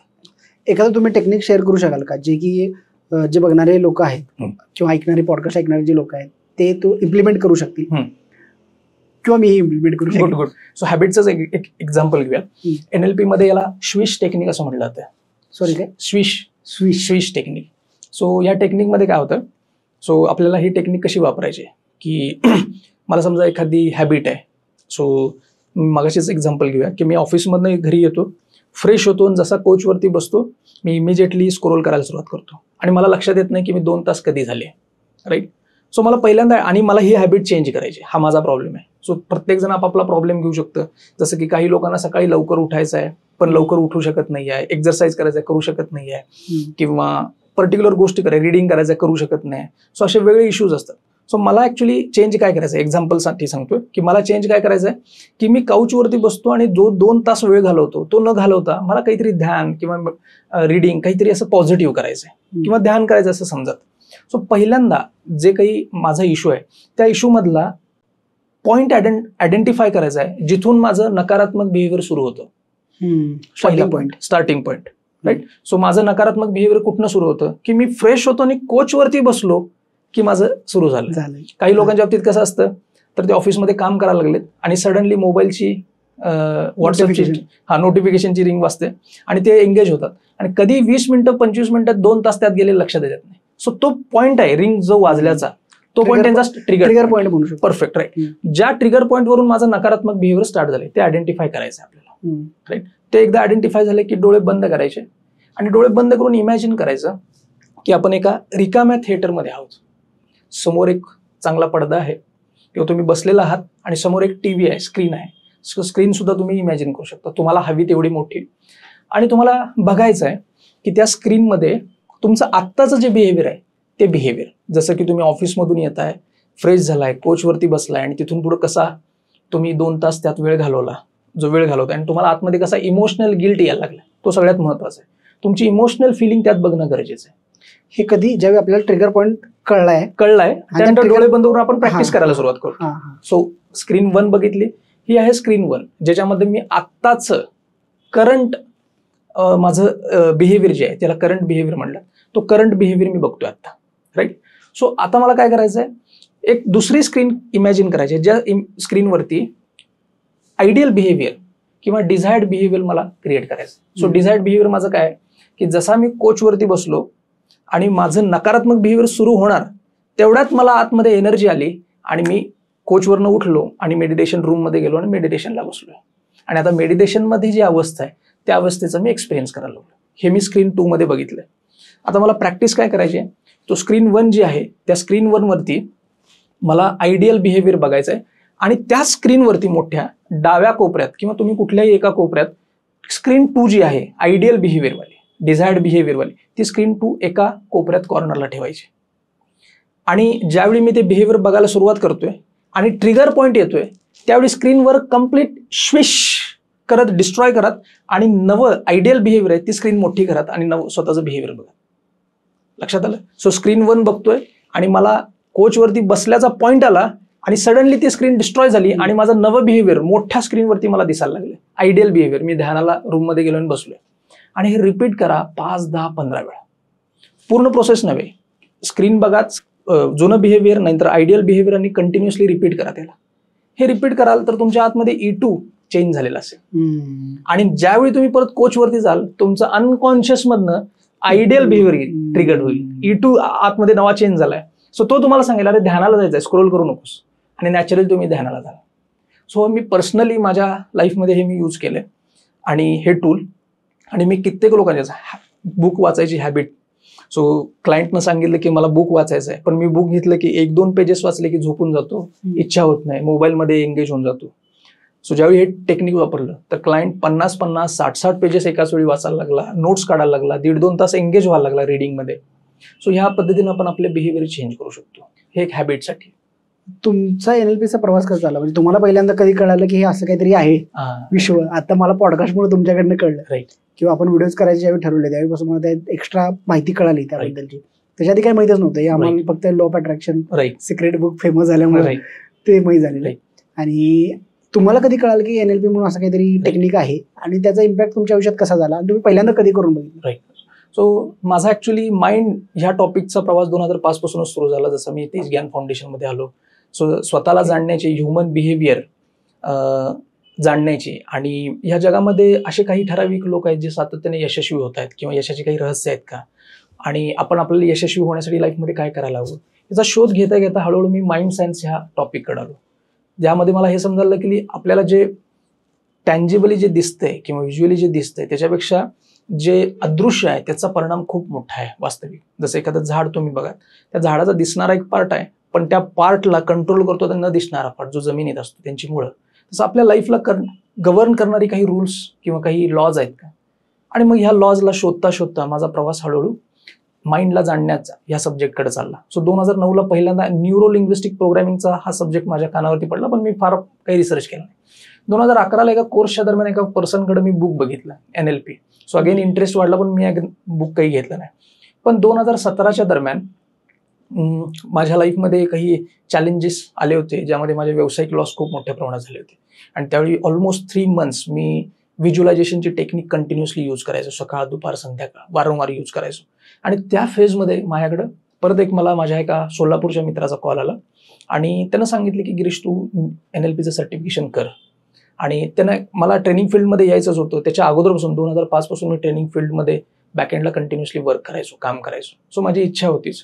आणि त्या दरम्यान मी ट्रेनिंगमध्ये असल्यामुळं, माझा परिचय असल्यामुळं मी काही ट्रेनरच्या कॉन्टॅक्टमध्ये होतो. सो त्यांनी मला सजेस्ट केलं की गोवामधून ANLP association of neuro linguistic programming यांच्याकडनं हे सर्टिफिकेशन कर. सो मी गोव्यामध्ये गेलो नोव्हेंबर 2017ला आणि तिथून माझं पहिलं NLPचं सर्टिफिकेशन कंप्लीट केलं. सो NLPचं पहिलं प्रॅक्टिशनर सर्टिफिकेशन तिथून कंप्लीट केलं. त्यावेळी डॉक्टर डेव्हिड लिंकलन यांनी ॲक्च्युली हे सर्टिफिकेशन, ते आणि सुरेन कोलकनकर या दोघांनी हे सर्टिफिकेशन घेतलं होतं. तिथून माझा NLPचा पहिला प्रवास सुरू झाला. NLPचा हा प्रवास सुरू झाल्यानंतर मी सांगलीमध्ये मास्टर माइंड ही फर्म सुरू केली आणि ती करता करता अजून सांगलीमध्ये काहीच म्हणजे NLP हे समजून घेणारं कोणच नव्हतं. सो NLP काय विचारायचे लोक किंवा मी सांगायचो लोकांना, पण बऱ्याच लोकांना हे माहिती नसायचं. तो झालं असं की एकदा एका कंपनीची ऑर्डर आली की त्यांच्या मॅनेजर्सना पॉवर पॉईंट शिकवायचे आणि कोण आहे का अवेलेबल. सो मला पॉवर पॉईंट्स येत होत्या. सो NLP अजून कोणाला माहिती नसल्यामुळे मी NLP किती पिच केले तरी लोकांना समजायचं नाही. सो मी म्हटलं चलो पॉवर पॉईंट तरी शिकूया, म्हणून मी एका कंपनीसाठी त्यांच्या मॅनेजरसाठी पॉवर पॉईंट शिकवायला सुरुवात केली. पण ते करताना मी NLPचे टूल्स आणि टेक्निक्स त्याच्यामध्ये वापरले. त्याचा रिझल्ट खूप चांगला आला. आणि नंतर 2019ला सांगलीमध्ये पहिल्यांदा, सांगलीसारख्या Tier 3 सिटीमध्ये पहिल्यांदा NLPचं सर्टिफिकेशन पूर्ण झालं नोव्हेंबर 2019ला. आणि ते जगामध्ये Tier 3 सिटीमध्ये, सांगलीसारख्या सिटीमध्ये पहिल्यांदा ते सर्टिफिकेशन पूर्ण झालं होतं. आणि 2019 नंतर परत कंटिन्युअसली बॅचेस सांगलीमध्ये होत राहिल्या. तिथून मी 2023ला मागच्या वर्षी त्याचे ॲडव्हान्स सर्टिफिकेशन मास्टर प्रॅक्टिशनर आणि ट्रेन द ट्रेनर हे कम्प्लीट केले. आणि हा सब्जेक्ट मी ऑफिशियली विथ ऑथॉरिटी मी शिकवायला लागलो. आणि हे माझे सगळे सर्टिफिकेशन जे आहेत ते American board of neuro linguistic programming ABNLP यांच्याकडनं कंप्लीट झाले. त्याच्यावर association of neuro linguistic programming यांचे हे ऑथोरायझेशन कंप्लीट झालेत माझे. आणि असा हा माझा प्रवास कंटिन्यू झाला आहे. ओके, खूप छान जर्नी आहे. येस. पहिल्यांदा तुम्ही NLPचं फाउंडेशन केलं, राईट. बरोबर. त्यानंतर तुम्ही प्रॅक्टिशनरचा प्रोग्राम, राईट. त्यानंतर तुम्ही train the trainer, right. Master practitioner आणि ट्रेन द ट्रेनर. 4 टप्पे पार केल्यानंतर तुम्ही ते शिकवायला. पण तुमच्या ज्यावेळी तुम्ही NLPचं फाउंडेशन कोर्स केला, तुम्हाला ते अजून आठवतं का की काय इम्पॅक्ट झालेला, ज्यावेळी तुमच्या मित्रांनी तुम्हाला सांगितलं की असं NLP कर, आणि ऑलरेडी तुम्ही तुमच्या बिझनेसमध्ये लॉसेस झालेले त्या स्ट्रगल मध्ये होता, तुम्ही ते व्हिज्युअलायझेशन करत होता, आणि मग ते NLP केल्यानंतर तुमच्या आयुष्यात काय फरक पडला? राईट. सो मी ज्यावेळी गोव्यामधनं पहिले 5 दिवसाचं ते सर्टिफिकेशन ज्यावेळी कंप्लीट केलं, तर त्यामध्ये मला NLPची पॉवर जाणवली. सो अगेन NLP 5 दिवसामध्ये ॲज अ थेरोटिकल आपण बऱ्याच ठिकाणी समजतो, जोपर्यंत त्याचं प्रॅक्टिस आपण आपल्या लाईफच्या इश्यूजवरती करत नाही, त्याचा रिझल्ट आपण बघू शकत नाही. सो तिथं काही प्रॅक्टिसेस झाले ज्याचा मला खूप चांगला रिझल्ट आला. माझ्या आतमधला द्वंद्व जो येतो ते द्वंद्व खूप कमी झालं, निगेटिव्हिटी खूप कमी झाली. आणि ज्यावेळी मी रिटर्न आलो सांगलीमध्ये आणि ट्रेनिंग क्षेत्रामध्ये स्टार्ट केलं, त्यावेळी माझ्या लक्षात आलं की मला ह्या डे टू डे बेसिसवरती प्रॅक्टिसेस करायचे आहेत. आणि त्यावेळी सांगलीमध्ये NLP झालेलं कोणच नव्हतं. सो मी एकटाच होतो आणि मी मिस करायचो की कम्युनिटी नाही आहे, मला काही लोक असतील तर बरं झालं असतं वगैरे, हा दृष्टिकोन त्याच्या मागचा माझा होता. सो मी कंटिन्युअसली काही टूल्स आणि टेक्निक्सना घ्यायचो, माझ्या लाईफचे इश्यूज घ्यायचो आणि त्याच्यावरती टेक्निक्स वापरायला सुरुवात करायचो आणि मला रिझल्ट यायला सुरुवात झाली. आणि 2019ला ज्यावेळी सर्टिफिकेशन एक सांगलीमध्ये कम्प्लीट झालं, त्यावेळी ऑलमोस्ट आम्ही 8-10 लोक एकत्र आलो आणि आम्ही दर महिन्याला त्या वेगळ्या टूल्स आणि टेक्निक्सवरती प्रॅक्टिस करायला लागलो. त्यावेळी वेगळ्या लोकांच्या लाईफमध्ये इश्यूजवरती त्यांना सोल्युशन मिळायला लागलं. माझाही त्यावेळी कॉन्फिडन्स हायवरती होता, कारण मला माझ्या लाईफमध्ये ते रिझल्ट आले होते आणि लोकांच्या लाईफमध्ये सुद्धा त्यांना रिझल्ट यायला लागले. आणि हे करता करता ती जर्नी खूप चांगली झाली. बेसिकली मला NLPचा बेनिफिट झाला माझ्या स्पिरिच्युअल जर्नीमध्ये. NLPच्या आधी सुद्धा मी मेडिटेशनच्या प्रॅक्टिसेस खूप करायचो, पण NLP नंतर माझ्या मेडिटेशनच्या प्रॅक्टिसमधली गुणवत्ता खूप चेंज झाली, पेस खूप वाढला. त्यानंतर टाइम जो आहे तो मी मॅक्झिमम देऊ शकायला लागलो मेडिटेशन करण्यासाठी. माझ्या आतमधल्या विचारांचा जो गोंधळ होता तो गोंधळ बऱ्याच अंशी रिलीज झाला, शांत झाला. मी घटनांना खूप पॉझिटिव्हली सकारात्मक वेने घ्यायला लागलो. रिस्क टेकिंग ॲबिलिटी वाढली, माझ्या आतमध्ये करेज वाढलं. सो ह्या सगळ्यांचा बेनिफिट माझ्या आयडेंटिटीवरती खूप पॉझिटिव्ह व्हायला लागला. माझे सेल्फ वर्थ आणि आयडेंटिटी पॉझिटिव्ह व्हायला सुरुवात झाली. आणि हे करता करता मी NLPला पण स्टेप बाय स्टेप ग्रो करायला सुरुवात झाली. सो हे काहीसा परिणाम माझ्या लाईफमध्ये NLPनं खूप चांगला घडवून आणला. तुम्ही म्हणाला की तुमची सुरुवात पण अशीच झाली की तुम्ही स्ट्रेसमध्ये होता. येस. मग NLP मध्ये काही अशा गोष्टी आहेत का ज्याच्यामुळे आपण आपलं स्ट्रेस मॅनेजमेंट करू शकतो? येस. कारण ऑलरेडी आता बरंच स्पर्धात्मक जग आहे राईट. आणि त्यामुळं स्ट्रेस हा आहेच, ताणतणाव माणसांना असतो. मग त्याचा NLPचा वापर करून आपण कशा प्रकारे तो अवॉइड करू शकतो? गुड. राईट. पहिली गोष्ट आहे त्याचा रूट कॉज आयडेंटिफाय करणं. सो मगाशी जसं म्हणलेलं की हा माझा स्ट्रेस कशामुळे यायला लागलोय, E2 मध्ये मी काय क्रिएट करायला लागलोय. सो त्या E2 ला मी रिप्रोग्राम कसं करायचं. सो NLP मध्ये असे काही टूल टेक्निक्स दिले जातात ज्यामुळे माझ्या स्ट्रेसवरती सिस्टमॅटिकली काम होतं आणि तो स्ट्रेस मी सिस्टमॅटिकली रिलीज करू शकतो. सो NLP ओव्हरऑल माइंड मॅनेजमेंटवरती काम करतं, कम्प्लीट माइंड मॅनेजवरती. NLPचे जे फाउंडर आहेत किंवा डिस्कवरर आहेत ज्यांना रिचर्ड बँडलर म्हणतात, ते म्हणतात तुम्ही तुमच्या ब्रेनचा कंट्रोल घेतलाय का तो दुसऱ्या कोणाकडे आहे. तुम्ही तुमचा ब्रेन चालवताय का दुसरं कोणतरी चालवते. सो आजच्या घडीला सामान्य लोकांच्या बाबतीत ते दुसरं कोणतरी चालवते. बट NLP केलेला पर्सन असेल किंवा जे कॉन्शियस आहेत ते स्वतःच्या ब्रेनचा वापर, स्वतःच्या इमोशनल स्टेटचा वापर स्वतःच्या हातामध्ये ठेवलाय. सो NLP मध्ये ही पॉवर आपल्याला मिळते की आपण स्वतःच्या ब्रेनचा किंवा माइंडचा यूज कॉन्शियसली करायला लागतो, ज्याच्यामुळे आपण वेगवेगळ्या घटनांना जे मिनिंग दिलेले आहेत ते मिनिंग काय द्यायचे आणि कोणते द्यायचे नाहीत हे कॉन्शियसली ठरवायला लागतो आणि त्यातून आपल्यामधला स्ट्रेस रिलीज व्हायला सुरुवात होते. सो आपण NLP मध्ये खूप सारे टेक्निक्स आहेत ज्यामध्ये पास्टमध्ये खूप साऱ्या घटना घडलेल्या असतील, त्याच्या फिअर किंवा एन्झायटी माझ्यामध्ये आहे, डिप्रेशन आहे, खूप साऱ्या लोकांचं चॅलेंज असतं किंवा गिल्ट आहे, शेम आहे, अशा काही घटना गोष्टी घडलेल्या आहेत. त्याच्यामुळं या सगळ्यांना रिलीज करायचं बेस्ट वे जर कुठला असेल तर न्यूरो लिंग्विस्टिक प्रोग्रामिंग. सो आपल्या माइंडमधल्या ह्या सगळ्या पुराणा पास्ट मेमरीजना NLP हील करतं, डिलीट करून टाकतं, रिलीज करतं आणि नवा प्रोग्राम. काही लोक म्हणतील की माझ्या लाईफमध्ये असं काहीच नाही आहे, मी खूप सकारात्मक आहे, पॉझिटिव्ह, पास्ट विषयी मला काही नाही आहे, पण मला ग्रो करायचं आहे लाईफमध्ये. NLP त्यांनाही हेल्प करतं की तुम्हाला ग्रो करायचं असेल तर त्यासाठी कुठली आयडेंटिटी तुम्हाला आत हवी, कुठले स्किल्स तुम्हाला हवेत, कॅपेबिलिटीज कुठल्या हव्यात, कुठले बिलीफ्स आणि व्हॅल्यूज तुमच्या आतमध्ये पाहिजे ते अचीव्ह करण्यासाठी. माझ्या आतमध्ये नकारात्मक बिलीफ आहे आणि मी जगातला यशस्वी व्यावसायिक व्हायचा विचार करतोय तर ते कधीच मॅच होणार नाही. सो माझे कोणते बिलीफ, माझी एंटायर न्यूरोलॉजी, सायकोलॉजी आणि फिजिओलॉजी अलाइन करण्याचं काम NLP करतं. मग काही लोकांचे जे ब्लॉकेज आहेत पास्टमधल्या घटनांचे, इन्सिडेंटचे, इश्यूजचे, ते रिलीज होतात आणि फ्युचर विषयी आपल्याला स्वतःला रेडी करायचं आहे त्याच्यामध्ये सुद्धा NLP आपल्याला कम्प्लिटली हेल्प. बरोबर. मग अशा आपण बोलत होतो, तुम्ही सेल्स बद्दल एक सांगितलं की ऍडव्हर्टाईज मध्ये कसं जनरलायझेशन केलं जातं. मग बिझनेसमनसाठी काही असे टेक्निक्स आहेत की जे NLP मधलं शिकून त्याचं प्रॅक्टिकली इम्प्लिमेंट करू शकतो. आणि एखादं टेक्निक तुम्ही जर शेअर करू शकत असाल, कारण की त्यामध्ये बरेच टेक्निक्स असतील किंवा बरेच टूल्स असतील, त्यातले एखादं तुम्ही जर शेअर करू शकता तर नक्की. सो NLP मध्ये एक कॉन्सेप्ट आहे ज्याला मेटा प्रोग्राम्स म्हणतात. मेटा प्रोग्राम्स म्हणजे काय, मग अशी मी जसं सांगितलं की इन्फॉर्मेशन आतमध्ये येते आणि ती प्रोसेस होते. ही प्रोसेस करण्याची प्रत्येकाची पद्धती वेगळी आहे. राईट. त्याला मेटा प्रोग्राम्स म्हणतात. इन्फॉर्मेशनला प्रोसेस करण्याची मेटा लेवलला, सूक्ष्म लेवलला प्रोसेस केलं जातं. मी तुम्हाला एक एक्झाम्पल सांगतो. समजा आपण दोघं आहोत आणि आपण दोघं एक मोबाईल खरेदी करण्यासाठी एका शॉपमध्ये गेलोय आणि आपण दोघांनी ॲपल खरेदी करायचं ठरवलं. ॲपल खरेदी करायला लागलोय आणि मला जो पर्सन आहे त्या शोरूम मधला तो NLP झालेला पर्सन आहे. त्यांना विचारलं की मला ॲपल का हवा आहे. मी सांगितलं की माझा जुना जो मोबाईल आहे तो एकदम खराब झाला आहे, उपयोगाचा नाही आहे, तो खूप हँग होतो, सो मला ॲपल हवा आहे. तो प्रॉब्लेम्स नको, ते तर प्रॉब्लेम्स नको आहेत म्हणून मला हा मोबाईल हवा. तुम्ही म्हणाल ॲपल ॲक्च्युली क्रेज आहे आता मार्केटमधली, ॲपल घेऊन फिरायला पाहिजे, सो ॲपलला हवा, ॲपलमुळे हा बेनिफिट होतो वगैरे. सो तो जो सेल्समन आहे तो आपल्या दोघांचे मेटा प्रोग्राम्स ओळखतो. आपल्या दोघांचे मेटा प्रोग्राम्स काय आहेत. माझा मेटा प्रोग्राम आहे अवे फ्रॉम, म्हणजे मी कुठल्या गोष्टीपासून तरी बाहेर पडायचं म्हणून ती गोष्ट खरेदी करायला लागली. आणि तुमचा प्रोग्राम आहे टुवर्ड्स, ही गोष्ट हवी आहे म्हणून ती गोष्ट खरेदी करायला लागली. आता त्याला ज्यावेळी तो आपल्या दोघांना सेल करेल तर तो एकाच भाषेत सेल करणार नाही. तुमच्या बरोबर बोलताना त्याचे बेनिफिट्स सांगेल आणि माझ्या बरोबर बोलताना मी प्रॉब्लेम मधून हा मोबाईल घेतल्यामुळे मी अजून प्रॉब्लेम मधून कसा बाहेर पडेल हेच तो बोलेल. सो NLP मध्ये हे मेटा प्रोग्राम्स आयडेंटिफाय करण्याचं टेक्निक शिकवलं जातं. ओके. आणि असे 56 मेटा प्रोग्राम्स आपल्या सोबत काम करतात. सो आपल्या अवतीभोवतीचे कितीतरी लोक आहेत ना, ते 56 वेगळ्या मेटा प्रोग्राम्स मध्ये वर्क होतात. मग हे मोठ्या प्रोग्राम्स मला समजले तर काय झालं, त्यांचं अनकॉन्शियस बिहेवियर मला समजतंय आणि मग मी त्या वेनं मी त्यांच्याशी डील करू शकतो की माझ्या या प्रपोजलला समोर पर्सन कसा रिस्पॉन्ड करेल. तुम्हाला ऑलरेडी माहिती आहे कारण त्याची प्रोसेसिंगची सिस्टम तुम्हाला माहिती झाली. सो ही NLPची पॉवर आहे. सेल्समध्ये, लिडरशिपमध्ये याचा उपयोग होतो, मोठ्या डील करण्यासाठी हा उपयोग होतो.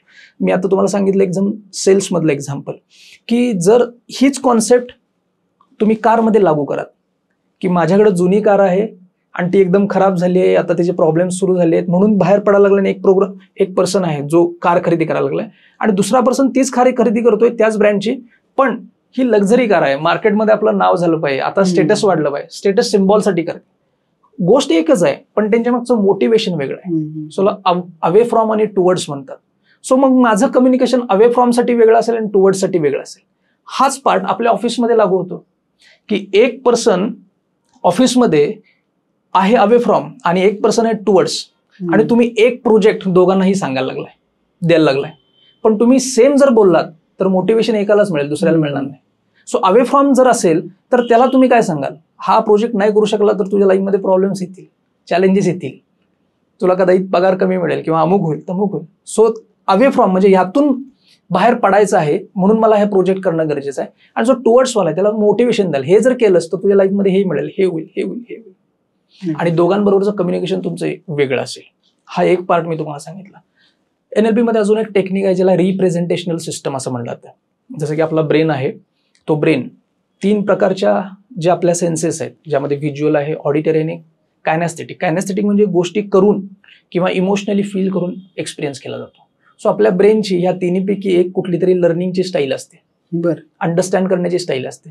जसं की एकाच घटनेमध्ये 8-10 लोक गेले तर सगळेच लोक तीच घटना सेम पद्धतीने कधी व्यक्त करणार नाही. काही लोक तिथं व्हिज्युअली काय काय बघितलं सांगतील, काही लोक तिथं काय काय ऐकलं सांगतील, काही लोक तिथे काय काय एक्सपिरियन्स केलं हे सांगतील.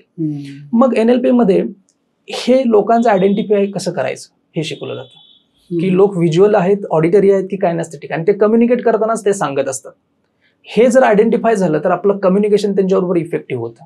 माझ्यासमोर माझं एखादं शोरूम आहे, ड्रेसचं शोरूम आहे किंवा अजून कुठलं तरी शोरूम आहे, आणि समोरचा पर्सन व्हिज्युअल आहे आणि मी ऑडिटरी शब्दांच्याद्वारे त्याला माहिती सांगायला लागलो, तर त्याला पोहोचणार नाही ब्रेनपर्यंत, कारण त्याचा ब्रेन व्हिज्युअल लर्निंग मधनं समजतोय. सो मी माझं प्रोडक्ट मॅक्झिमम त्याला शो करीन. सो NLP शिकल्यानंतर हे आपल्याला अंडरस्टँड करायला मिळतं की मी मॅक्झिमम अनकॉन्शियस कम्युनिकेशन लोकांसोबत कसं बेटर करू शकतो. कॉन्शियस कम्युनिकेशन माझे शब्द ठीक करू शकतो, पण अनकॉन्शियस कम्युनिकेशन इम्पॉर्टंट आहे ना. सो ते माझं इफेक्टिव्ह होतं. सो मी वस्तू शो पण करीन, मी बोलेन सुद्धा, मी त्याला एक्सपिरियन्स करायला लावेन की तिन्ही मोडद्वारे त्याच्या ब्रेनला इन्फॉर्मेशन पोहोचेल आणि तो डिसिजन मेकिंग पर्यंत येऊ शकेल. सो हे काहीशे टूल टेक्निक्स NLP आपल्याला शिकवतं, ज्याच्यामुळे आपली गुणवत्ता वाढते.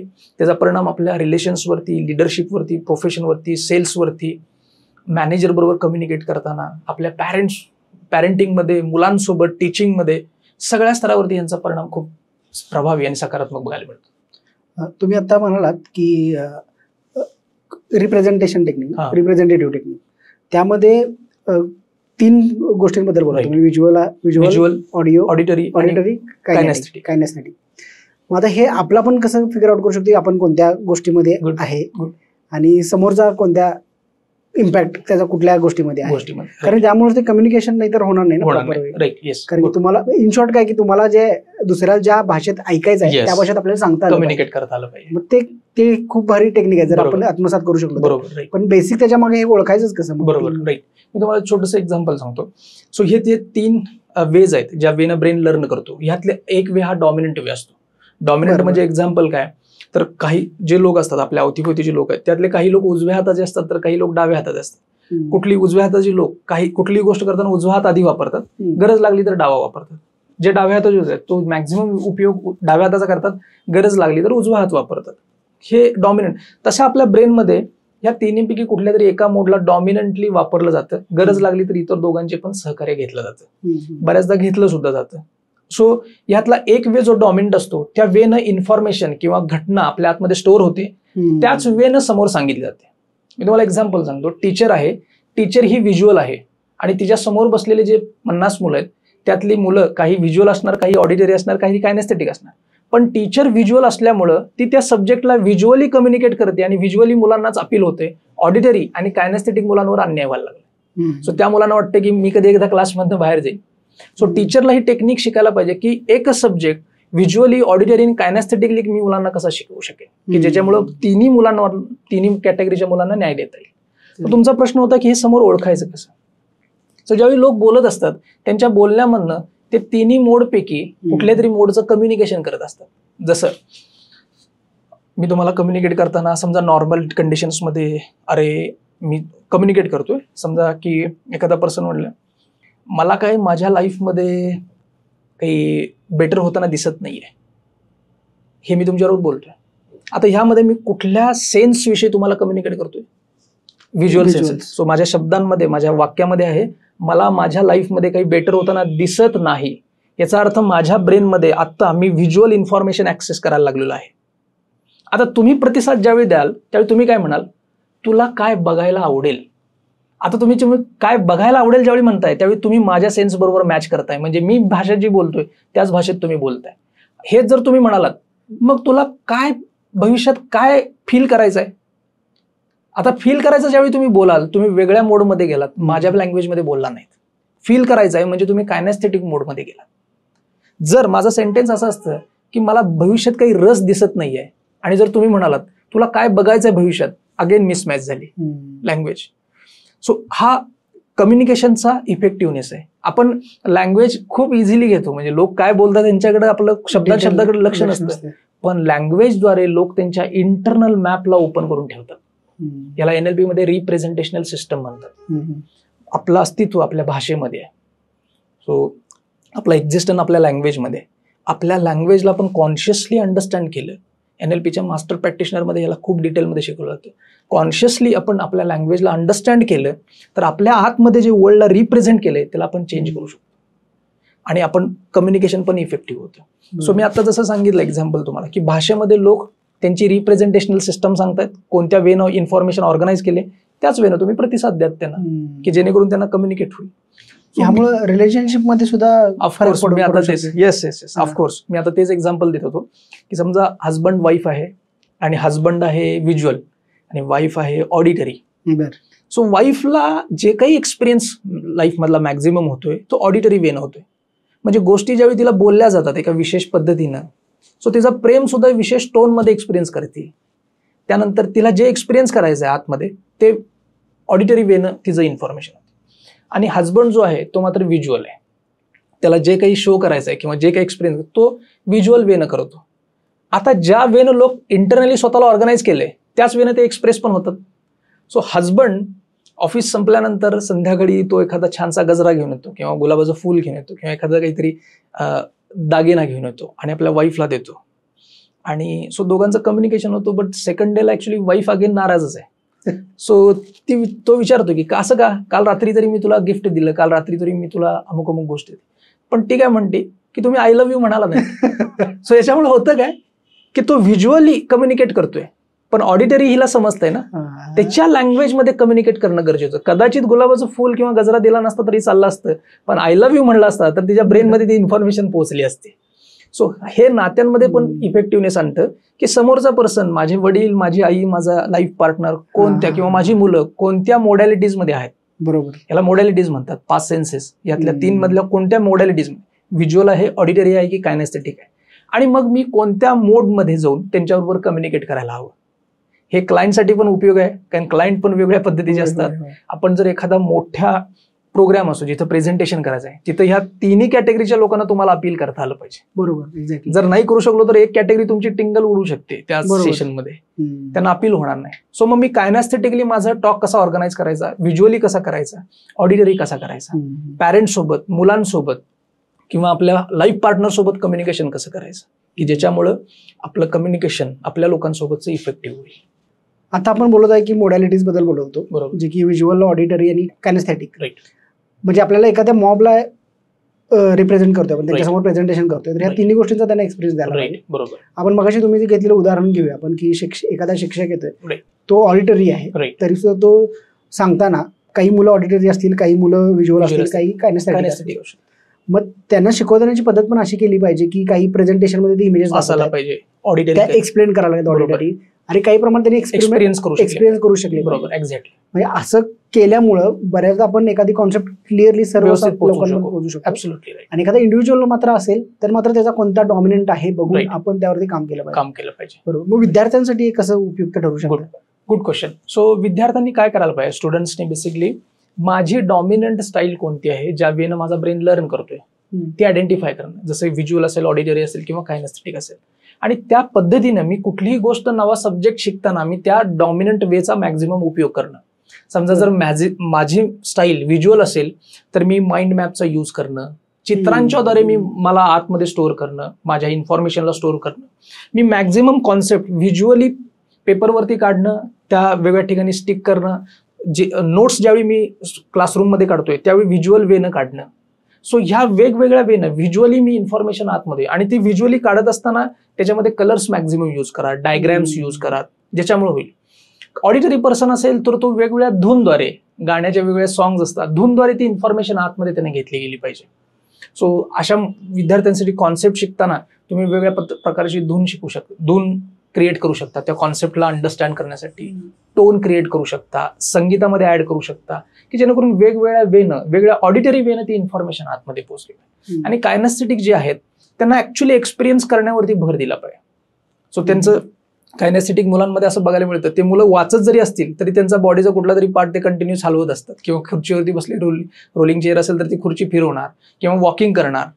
आता वडील जर ऑडिटरी असतील तर वडील म्हणतात एका ठिकाणी बैस की, पण मुलाचा जो वे आहे, लर्निंग वे आहे, तो कायनेस्थेटिक वे आहे. आणि वडिलांचा जो ऑडिटरी आहे, सो वडिलांचा ऑडिटरी असल्यामुळे ते शांत एका ठिकाणी बसून एकाग्र होऊन करतात, आणि त्यांना वाटतं मुलांना पण तसंच केलं पाहिजे. हा त्याच्यावरती होणारा अन्याय आहे. सो हे समजून घेतलं पाहिजे की त्याचा ब्रेन ऍक्टिव्ह जास्त कायनेस्थेटिक वेनं होतो, आणि माझा वे, मी ज्यावेळी एका ठिकाणी बसतो त्यावेळी माझा त्यावेळी ऍक्टिव्ह होतो. सो हे पॅरेंटने अंडरस्टँड केलं पाहिजे. तर ते एकमेकांच्या लर्निंग वेला किंवा लर्निंग स्टाईलला सपोर्ट करतील.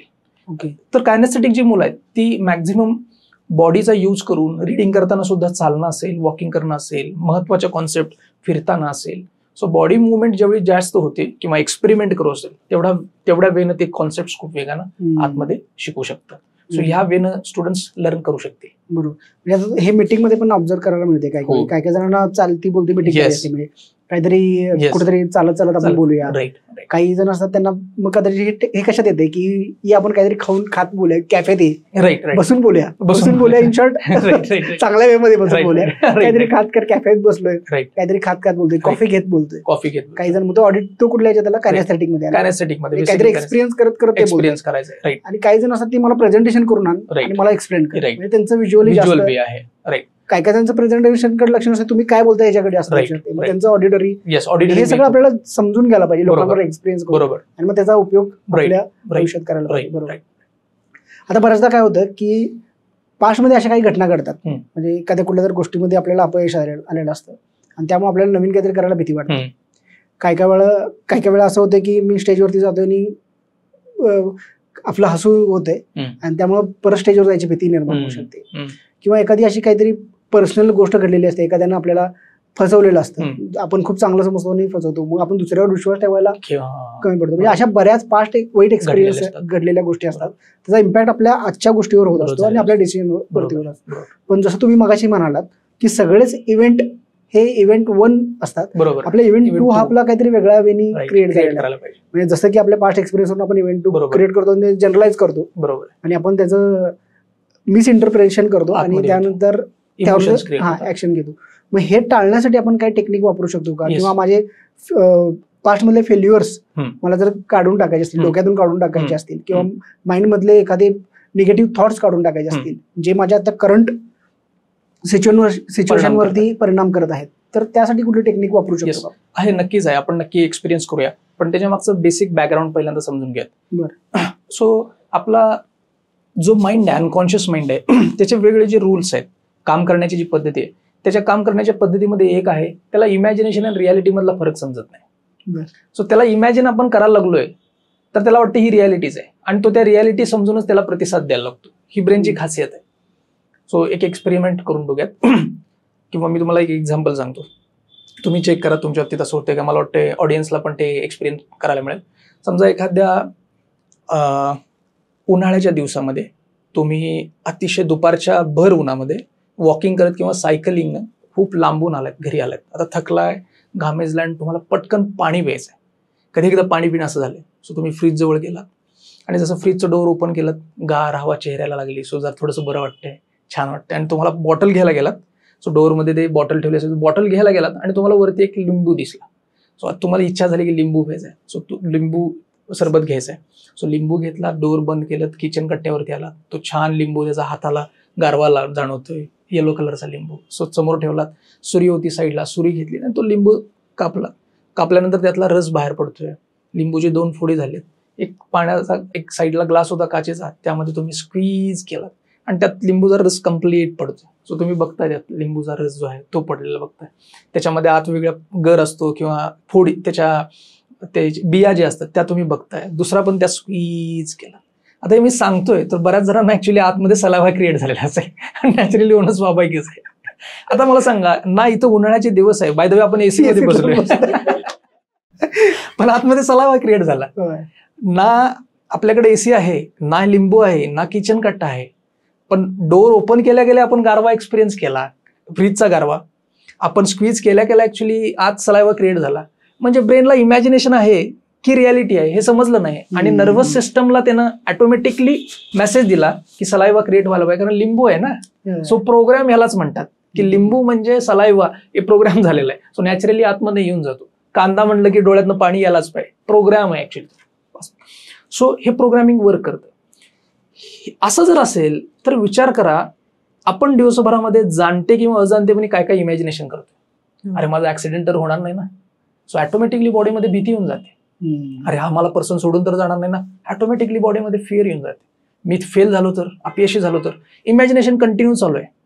जितकं तुम्ही डिटेल इमॅजिनेशन कराल तितकं नर्वस सिस्टम मध्ये नॅचरली ते केमिकल जनरेट होतील आणि नॅचरली तुमच्याकडनं तसंच बिहेव्हिअर होईल. म्हणजे तुम्ही स्वतःहून अपयश आकर्षित कराल, ऍक्सिडेंट आकर्षित कराल, ब्रेकअप्स आकर्षित कराल, ज्याची गरजच नाहीये. मग मला इमॅजिनेशन मध्ये काय आणायला हवं? माझी समृद्धता, माझी बेस्ट नाती, नात्यांमधला विश्वास, प्रेम, सहजता, हार्मनी लाईफमध्ये, माझ्या लाईफमधले क्वालिटीज, सहजता, ही सगळी गोष्टी मी इमॅजिनेशन मध्ये आणला तर माझी नर्वस सिस्टम त्यालाच प्रतिसाद द्यायला सुरुवात करेल आणि मी स्वतःहून मला जे हवं आहे ते आकर्षित करायला सुरुवात करेन. जिथे आपण लॉ ऑफ अट्रॅक्शन बघितलं. सो तुम्ही जो इन्सिडेंट सांगितला याचाच बेस घेऊन NLP मध्ये एक टूल आहे, ज्या टूलला म्हणलं जातं क्लोन टेक्निक. बरं. सो आपण त्याचा एक एक्सपिरियन्स घेऊयात की क्लोन टेक्निक अशी टेक्निक आहे, जसं आपल्या पास्टमध्ये खूप साऱ्या लोकांच्या लाईफमध्ये काहीतरी इन्सिडेंट घडलेले असतात, ज्या इन्सिडेंटमध्ये खूप चॅलेंजेस त्यांनी एक्सपिरियन्स केले असते. एखादा ऍक्सिडेंट असेल, काही लोकांनी ब्रेकअप्स असतील, आपल्या क्लोज वन, खूप क्लोजचा पर्सन निघून जाणं असेल, लाईफमधनं निघून जाणं किंवा त्याची डेथ होणं असेल, किंवा अपमान झालेला असेल, रिजेक्शन झालं असेल, अशा वेगळ्या घटनांचा परिणाम त्यांच्या पास्टमध्ये झाला असतो. आणि तुम्ही जसं म्हणालात की त्या घटनांमुळे ते आज वर्तमानावर त्याचा परिणाम होतोय की डिसिजन त्यांचे इफेक्टिव्ह होत नाहीयेत त्याच्यामुळे.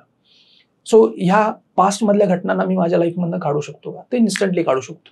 फक्त ही टेक्निक मी सजेस्ट करेन ट्रॉमा ज्यांचा आहे त्यांनी यूज करू नये, कारण ट्रॉमासाठी एक वेगळी टेक्निक यूज केली जाते, कारण ट्रॉमा हा खूप डीपर लेवलला सायकोलॉजिकल इम्पॅक्ट आहे. सो ही टेक्निक तुमच्या विदाऊट ट्रॉमा असणाऱ्या ज्या इन्सिडेंट आहेत त्याच्यामध्ये तुम्ही यूज करू शकाल. म्हणजे जर ट्रॉमा म्हणजे कोणाची तर जवळचे मृत्यू वगैरे असेल किंवा ट्रॉमा म्हणजे प्रचंड आतमध्ये हानी झाली आहे की आज तो आठवला की मी माझ्या बॉडीमधला माझा कंट्रोलच निघून जातो.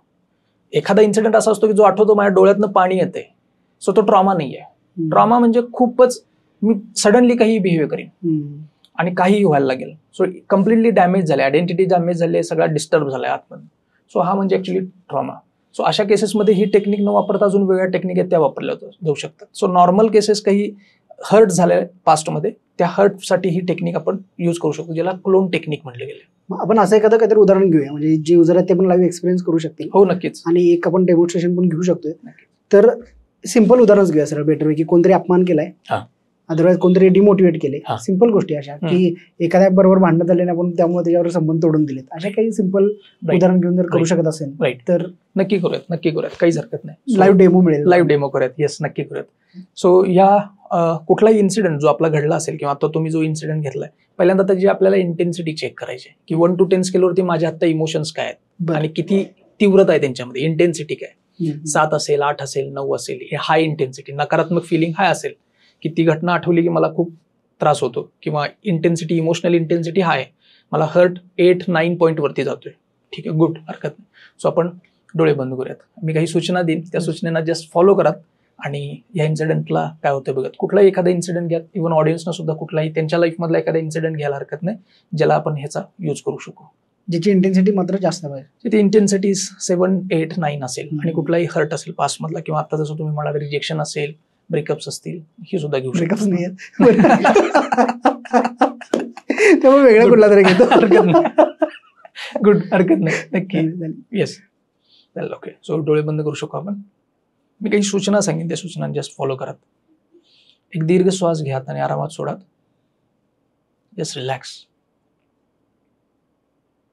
आणि काही वेळासाठी आपलं लक्ष आपल्या श्वासांवरती केंद्रित करा. जसा नॅचरली श्वास येतोय, जातोय, येऊ दे, जाऊ दे, जस्ट अलाइन करा स्वतःला त्या श्वासासोबत. आणि पास्ट मधली ती जी घटना घडलेली आहे त्या घटनेला आठवत, त्या घटनेमध्ये जात, एंटर करात, ती घटना बघात, काय काय दिसत होतं त्या घटनेमध्ये, अवतीभोवती कोण कोण होतं, कलर्स कोणते होते, अवतीभोवती काय दिसत होतं, कुठं होतं लोकेशन, आठवात, डिटेल आठवात.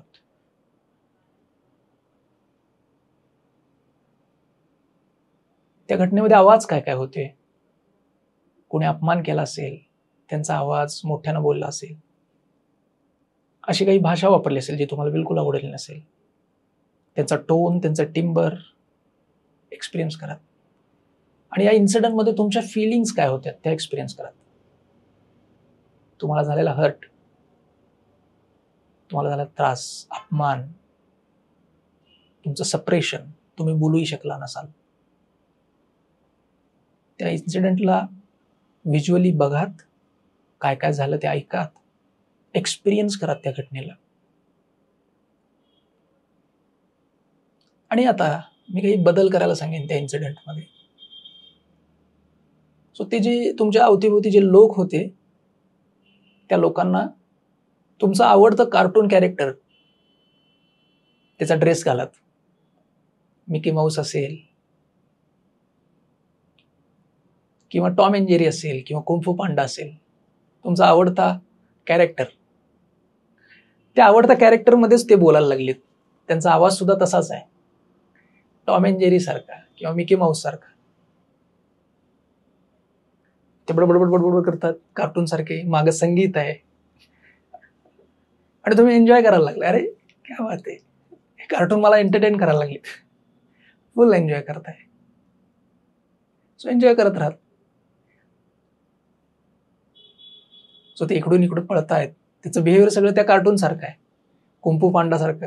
त्यांना खायची सारखी इच्छा होती, समोर बिस्किट आहे, चहा बिस्किट, ते लगेच इच्छा होती. टॉम अँड जेरी सारखं पळतायत, पडतायत, धडपडतायत, काहीतरी पडतंय त्यांच्या हातून आणि त्यांची बडबड चालूच आहे कंटिन्युअसली, बघ बघ. आणि तुम्ही एन्जॉय करताय, हसताय, स्वतःला टाळी देताय, फुल एन्जॉय करताय. Take your time and slowly open your eyes. Good. So आता मी विचारेन की आता इंटेन्सिटी काय आहे, आधी काय होती आणि आता काय आहे? आधी 7 ते 8 होती 10 पैकी, आता 2-3 आता तुम्हाला ज्या वेळी ती घटना आठवली पण तुम्ही एन्जॉय कराल. सो आपण काय केलं, इव्हेंट 1 चेंज नाही केला, इव्हेंट 2 चेंज केला, जो माझ्या ब्रेनने क्रिएट केलाय. इव्हेंट 2 मधले व्हिज्युअल चेंज केले, इव्हेंट 2 मधले ऑडिटरी चेंज केले, इव्हेंट 2 मधला कायनेस्थेटिक एक्सपिरियन्स चेंज केला. सो आता तुमच्या ब्रेन मधली एक्सपिरियन्स, इमोशनल एक्सपिरियन्स चेंज झाला. सो इव्हेंट 2 चेंज झाला की एक्सपिरियन्स चेंज झाला. सो पास्ट मध्ये जे काही घडलंय त्या घडणाऱ्या सगळ्या गोष्टींना रिप्रोग्राम करणं इतकं सहज शक्य आहे जितक्या वेगानं आता आपण करू शकू. सो पास्ट मध्ये काही घडू दे, त्या सगळ्या घटनांना आपण इन्स्टंटली रिप्रोग्राम करणं आपल्याला शक्य आहे आणि आपली नवी आयडेंटिटी, नवा आत्मविश्वास आणणं आपल्याला सहज शक्य आहे. हे टेक्निक, हे टूल्स प्रत्येक ह्युमन बिईंगला गरजेचं आहे. मला खूपदा प्रश्न विचारतात लोक की एनएलपी कोणासाठी आहे, एनएलपी कोण केलं पाहिजे. सो मी म्हणतो, माझं असं मत आहे की ज्यांच्याकडे ब्रेन आणि माइंड आहे त्यांनीच केलं पाहिजे. म्हणजे याचा अर्थ जगातल्या प्रत्येक व्यक्तीला हे टूल आणि टेक्निक समजलं. कारण मी माझं मन मी माझं ब्रेन कॅरी करतोय आणि मलाच माहिती नाही याचा वापर कसा करायचा, आणि हे प्रत्येक गोष्टीत मी यूज करतोय आणि मला माहिती नाही याचा यूज कसा करायचा. याच्यासारखं दुर्दैव काय? म्हणजे माझ्याच खिशात खूप सारी हत्यारं किंवा खूप सारे टूल टेक्निक्स आहेत आणि समोर प्रॉब्लेम्स आहेत, मी सोडवू शकत नाही कारण मला माहिती नाही यूज कसं करायचं. सो जिथं ऍक्च्युली पाना लावणं गरजेचं तिथं मी स्क्रू ड्रायव्हर लावतोय, जिथं स्क्रू ड्रायव्हर लावणं गरजेचं तिथं मी कुठली तरी पक्कड वापरतोय. सो मला माहिती नाही कसं यूज करायचं. म्हणून आपल्याला मनाला जाणणं, आपल्या ब्रेनला जाणणं आणि त्याचा बेटर वेनं वापर करायला आपल्या लाईफमध्ये सुरू करणं हे शिकलं पाहिजे. आणि आपण हे स्वतः शिकलं पाहिजे, आपल्या अवतीभोवतीच्या लोकांना शिकवलं पाहिजे, आपल्या मुलांना आपली इमोशनल मॅनेजमेंट शिकवता आली पाहिजे. आजकाल स्कूल कॉलेजेसमध्ये हे नाही शिकवलं जात. बरोबर.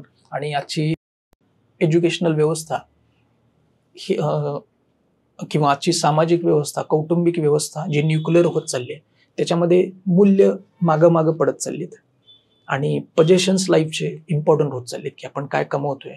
सो सक्सेसचा पॅरामीटर तो होत चाललाय. त्याच्यामुळे मुलांवरती जो परिणाम होतोय ते मुलं स्वतःला हरवून चाललेत, त्यांची आयडेंटिटी, त्यांची वर्थ हरवून चालली. ती त्यांना रिबिल्ड करायची असेल तर त्यांना इमोशनल मॅनेजमेंट हा टॉपिक त्यांना कॉन्शियसली शिकवायला हवा. बरोबर. आणि ही काळाची गरज आहे. म्हणजे खूप गोष्टी शिकायला मिळाल्या की ह्या सगळ्या गोष्टी खरं तर खूप आधी जर माहीत असतील, जसं तुम्ही आता म्हणत आहात की शाळेपासून या गोष्टींचं थोडं मार्गदर्शन मिळालं पाहिजे.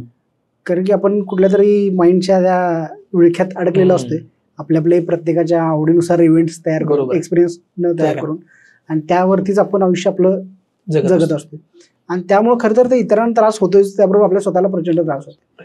कारण की आत्ताचा तुम्ही जो एक्सपिरियन्स करायला लावला मला, की आता हे मान्य की मला परत वारंवार करायला लागतील, बरेच इव्हेंट्स असतील आयुष्यात असे घडलेले जिचा इम्पॅक्ट आता माझ्यावर पडला असेल. पण म्हणतात की स्वभावाला औषध नसतं, पण NLPचं एवढं सगळं ऐकल्यावर असं वाटतं की हे मेडिसिन, हे काय म्हणतात त्याला, हेच हॉस्पिटल आहे NLP. त्यातले बऱ्याच गोष्टी अशा घेतल्या, क्लोन होतं, हे एक औषध घेतलं. अशा बरेच औषधं आपण घेऊ शकतो, वापर करून आपल्या मनाचं रिप्रोग्रामिंग करू शकतो. आणि तुम्ही इथं आलात आणि तुमचा चांगला अनुभव आमच्यासोबत शेअर केलात आणि तुमचा वेळ दिल्याबद्दल मनपूर्वक आभार. मी ऍक्च्युली खूप मनापासून आभार आहे की या पॉडकास्टसाठी तुम्ही इन्व्हाइट केलं मला. NLP सारखा टॉपिक निवडणं, त्याला लोकांपर्यंत पोहोचवता येणं आणि याला इनिशिएट घेणं की हा इम्पॉर्टन्स आहे.